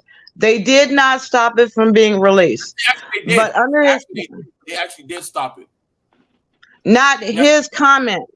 He has a morality provision in his comment. See, this is what I'm talking about, and this is what pisses me off. Let me say this. This will happen when people speak for black men and they don't understand actually what black men go through. Yes. This will happen when somebody speaks for black men and she don't know jack shit about what we go through. Because Bezos had it on his shit. There was no slap on the wrist. Kyrie just mentioned it and they checked his ass. They made him get on his knees and they made him apologize and go through all kinds of shit. Mm-hmm. Even though I don't agree with Kanye, Kanye talked about some shit of his belief that fucked him up and his imagery. Y'all understand that as black men, you don't get as many mistakes as that black woman down there. Say, well, it ain't that big of a deal. No, we don't. Well, your image is already in the shitter. Luke don't give a fuck. He already fucked himself up. Yep. Yeah, Luke don't care. He's out to get a check. Luke is trash. I hate this dude. But man, I can't stand. I could. Oh my god, his music wasn't even good. I don't hate Michelle, but Michelle, you don't know what you're Michelle, talking. She's a lawyer, so she's trained. She just be going on autopilot, and they just keep talking. I noticed that about a couple of different types of. Michelle, you don't understand. It's just they just keep talking. Let me ask you a question. You're talking all this shit. How much do you think it's going to cost the black community? Can we raise $125,000 for legal defense for this case? Yes, okay. Then start the fund. Start the fund. Because Ben Crump ain't doing it voluntarily. Who does it? Who has it? Somebody's suing them already. Yes, we can. One person is suing them already. There's three of them at least I heard of. So now, are they going to stop the release of it? Well, we're no. They also it's more than just court, like you said too, right? It's in the process. What date is it scheduled to be released on? No, I'll ask a question. What date is it scheduled to be released on? 2024. It's going to dedicate 30 years of the first Freaknik. So 2024. It's going to wait to be released. But we could take on the exact stuff 30th anniversary. Yeah. So the people that are preemptively. Hold on, Michelle. You just made the statement that nobody's trying, but you already got people that are already putting. I didn't say that. I said that I know the rules. Ripeness. Why you at the end of the day, when you let me tell you legal principles. Ripeness. If you're sitting up there saying something that's about to be released in 2024 might have irrevocable, irreparable harm. There's nothing I can do. I can't do anything to stop the harm. They gave you a year. They gave you a year to get. They gave you a heads up. You about to get fucked in the ass. So unless you want to just voluntarily get your ass up here and get fucked, you might be in this documentary. That is one of the most brilliant marketing schemes that has no legal effect whatsoever, because the court would sit up there and go, I need to see the whole video before I can enter an injunction to stop it. I need to know what you're talking about that is going to have irreparable harm to you if it's released. I need to see this whole video. Where are you at? Tell me at what point in the video. And they will tell them to delete that point of the video and release the rest. Let me say something. They have to. You know what? Let me say something real quick. Black people get this type of pushback, bro. Go ahead, Super Mike. Go ahead, man. No. The only thing I was saying is that if enough black people want this thing to stop, it's gonna stop. It does not even, because we don't just depend on courts. Because the thing is, there's a lot of stuff depending on this video. They throw this little pilot test out, just kind of testing the waters. If enough people are kind of angry and they're going to get too much flashback, and Disney going to get bad press, and they might see a stock impact, or even people like Luke and them get threatened. They're gonna. They will. It could stop it. We could stop it without courts. All they gotta do is say Disney trying to make black girls. Can I say one thing? You're right. Oh. Can I say the name Hillary so y'all understand what I'm talking about? Hillary. You talking about Hillary Clinton? When Republicans sit up there and say, you know something, Hillary. I've had a law friend of mine killed. He went to work. He went to work on a Friday. Got off work. Allegedly. He got off work, posted on Facebook and said, I'm allegedly going to go back to my office to finish my petition to show how these white boys are fucking over the black images of black people through. He was the general counsel of Soul of the South. Chris Clark, general counsel of Soul of the South. Check it out. My friend Chris Clark. Y'all talking about all this stuff. Chris Clark was going to blow it all up. But Monday morning, he was found dead in his office. I don't care about and his girlfriend was on the phone with me when the police let her into his office with the landlord. And the police officer said, oh, it looks like a brain aneurysm to me. How the hell can a police officer say it looks like a brain aneurysm to him? What the fuck? Before the coroner got there, before there was an autopsy, Chris Clark was dead. Chris Clark has taken on more shit in the black entertainment media than any other black lawyer that I know. Well, they got killers, of course Hollywood's gonna have hitters. They got those Star Whackers, right? Like a Star Whackers Assassins Club. Yep. Y'all don't know. And black people talking about, we gonna shut down Freaknik. George Zimmerman is still alive.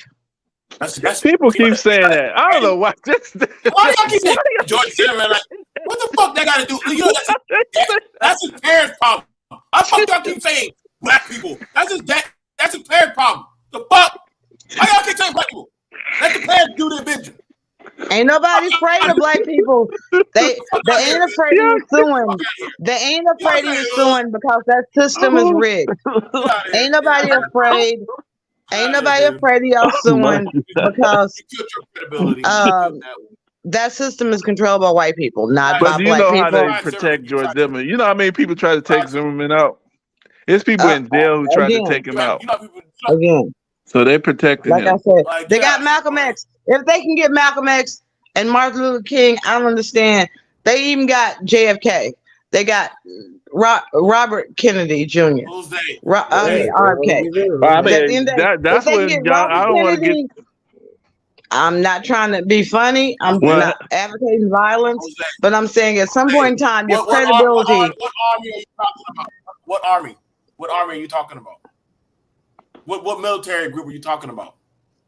Right. See, Nation of Islam, Crips, Bloods. I mean, the black community says they have so many organizations. Those are armies now? Wait. Are those armies? Hey, like I said, a lot of organizations started out as organizations before they became armies.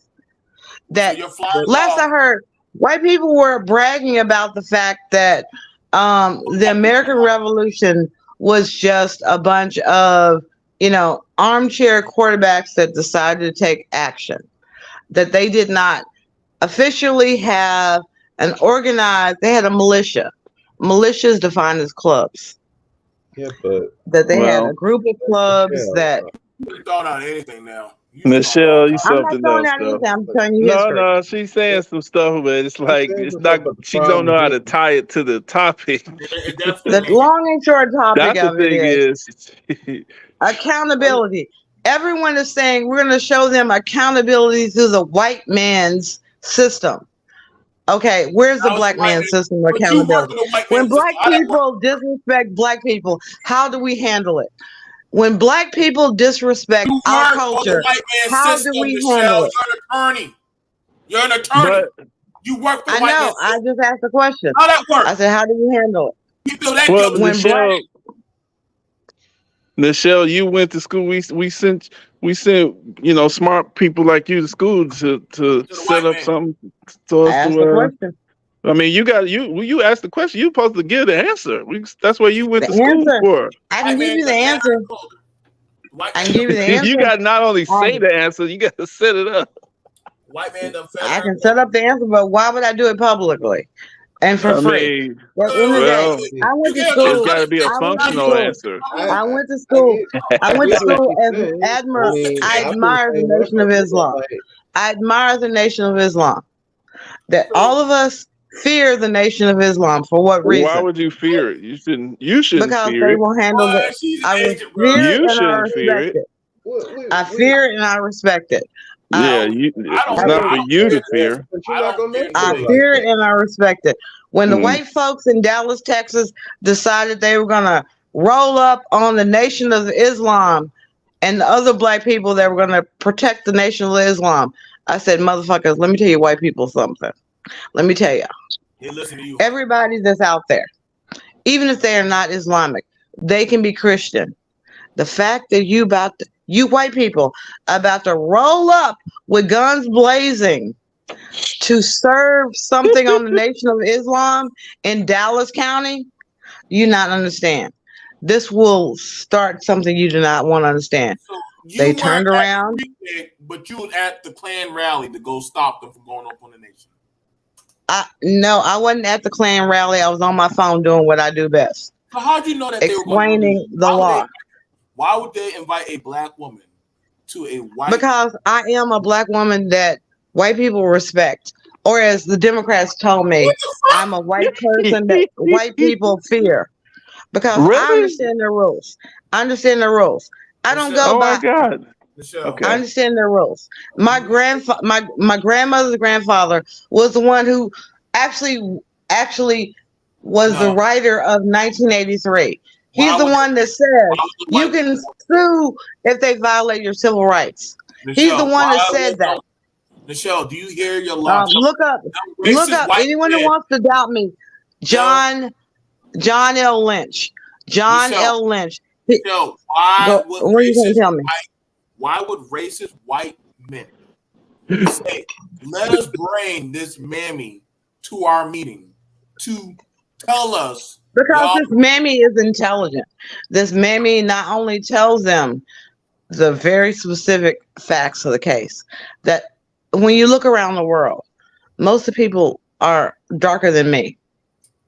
I'm a light-skinned black woman. So when I say most people around the world, you're not really, I mean, I guess you're not light-skinned.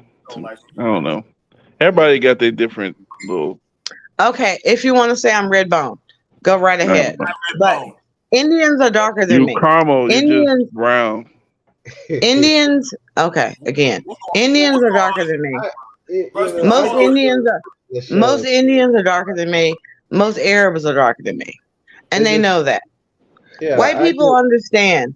White people understand that at the end of the day, I can go down. I've gone down to Mexico, and I'm lighter than most Mexicans. That's a I've gone Mexican. to okay, like you said, I've gone to Costa Rica, and they were like, "Oh my God, That has this has nothing you too fair to be out in the has sun." nothing to do with At the end of the Yeah, day, I have a that black photo men in from America are like they only see the rest of the world. I've traveled around a lot of places that even for Arabic men, I am fairly liked. Even Okay. for Arabic men, I'm liked. This has nothing to do with Freaknik show at all. Okay, again, you're saying it has anything to do with Freaknik. It doesn't. That when an Arabic man walks up to me and says, "Oh," an Arabic man walks up to me and says, "You an American?" Yeah, because he understood I was out in public without a guard.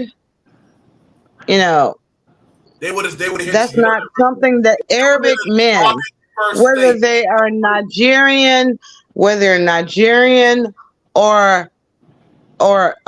give me another country, Liberian.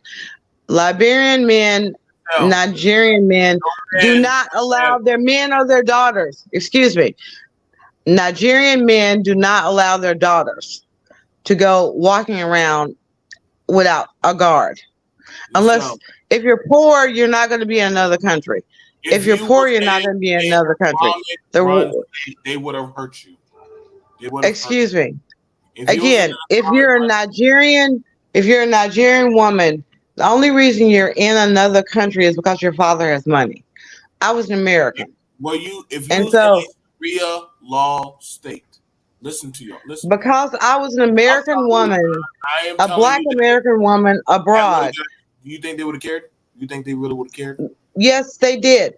Because what they said was, because you are an American woman, we understand American women have the ability to work for their own money and their own. I've never heard a Shiite say that in a day in the life being around Shiite. Because you ain't an American woman. Because you ain't been overseas. Again, you are not an American. You think Muslim men would give a shit what a woman would have to say?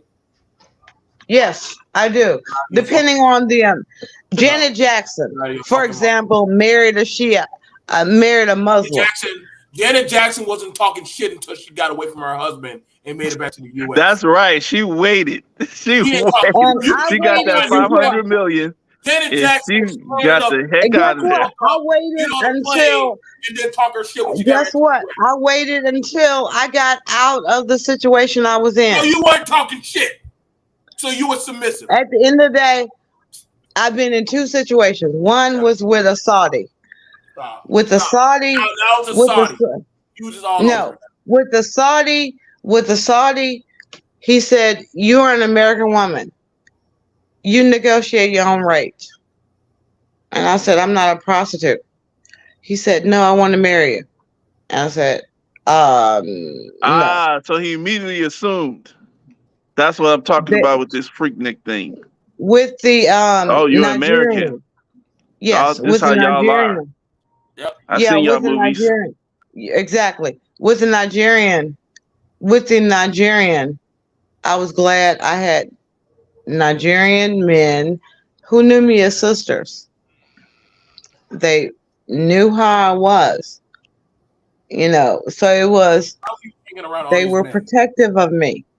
And so when a Arabic Nigerian actually, because I was hanging out with the Christians, when the Arabic was like, "Okay, who does she belong to? I want her."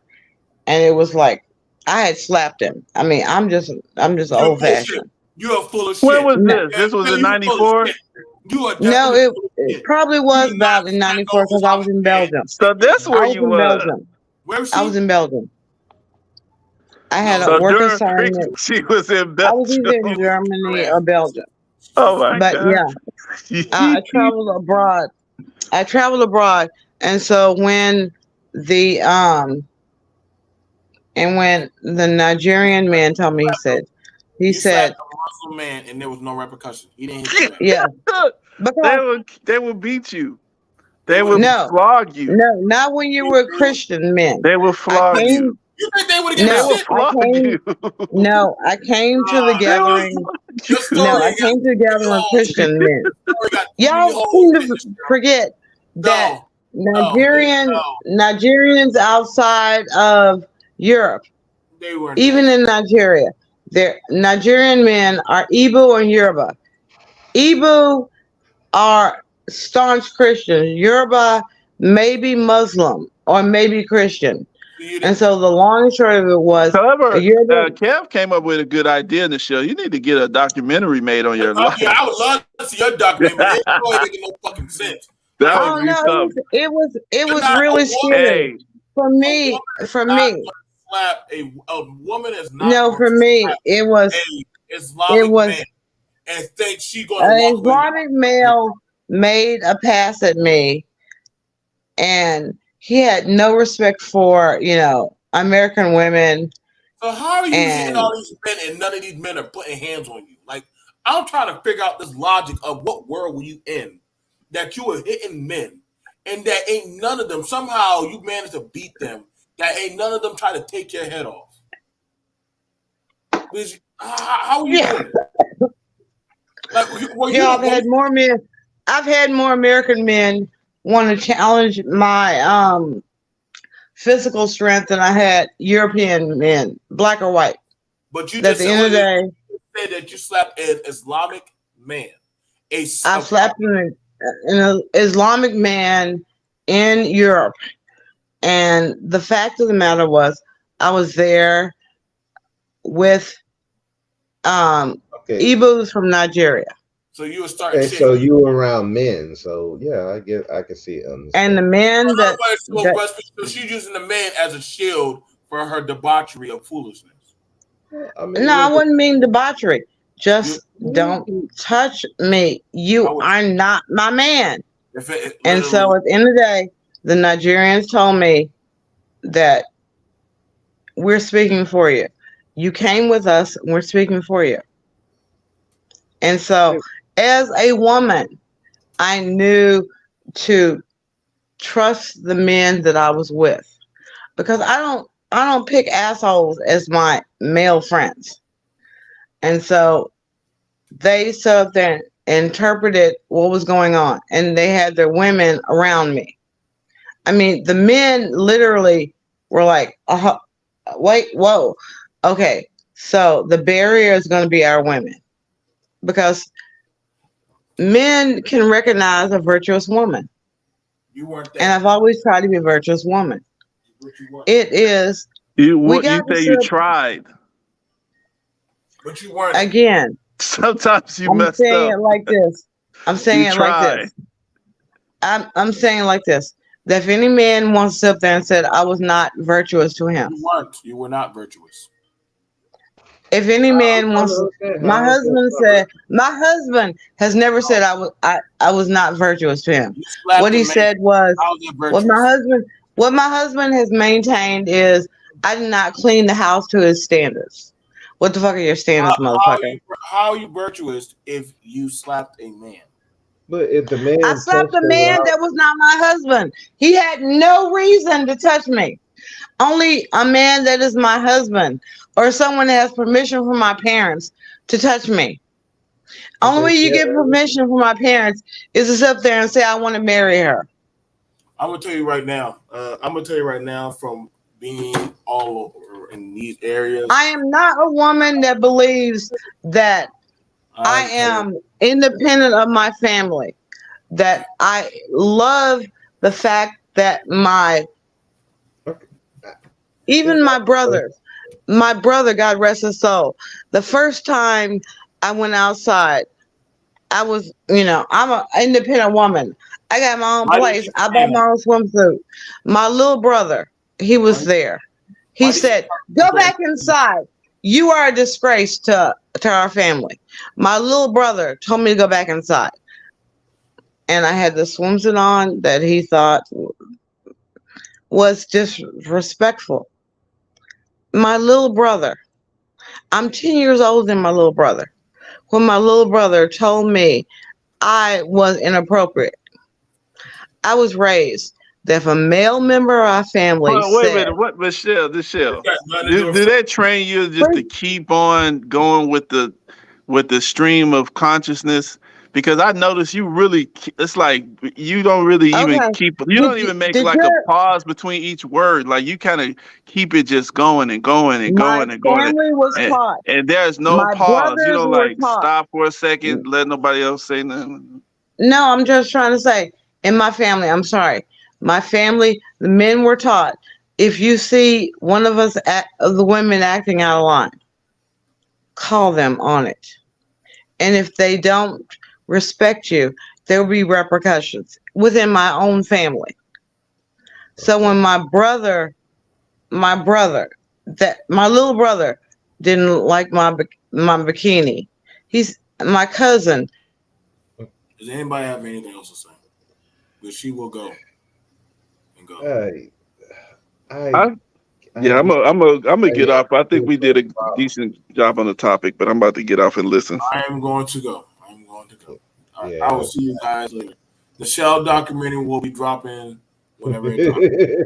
I'm waiting for that documentary, but I mean, just to say anything about Freaknik. But you know, my thing is this: if she was in a marriage to a Muslim, they know they're very strict and they're very patriarchal. They don't deal with back talk. They will turn you. Have you watched videos of certain Muslim countries in Africa when one woman did something wrong and they put her and they bury her underneath where her head exposed and stone her to death? But again, I think she wasn't in a Muslim country. But she was in Europe. That's a whole different ball game. Yeah, but you get my point, you know. Yeah, so think about it. Yeah, they'll do what they're gonna do, but you're gonna get stoned. You get me? Yeah, but I'm gonna let her have it. I'm going to let her have it. She got it. She got it. She got it. If Michelle's story, I hope Michelle get a documentary. If she does, it's going to be amazing as shit.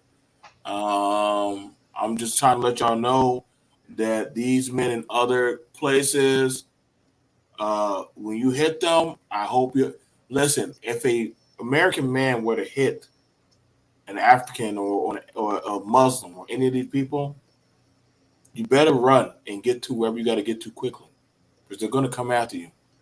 Yeah, well, look what happened to who was it, ASAP Rocky? Yeah. Right, and they don't stop. They don't stop coming after you. He was locked up for about 6 months. He could not get out. See you guys later.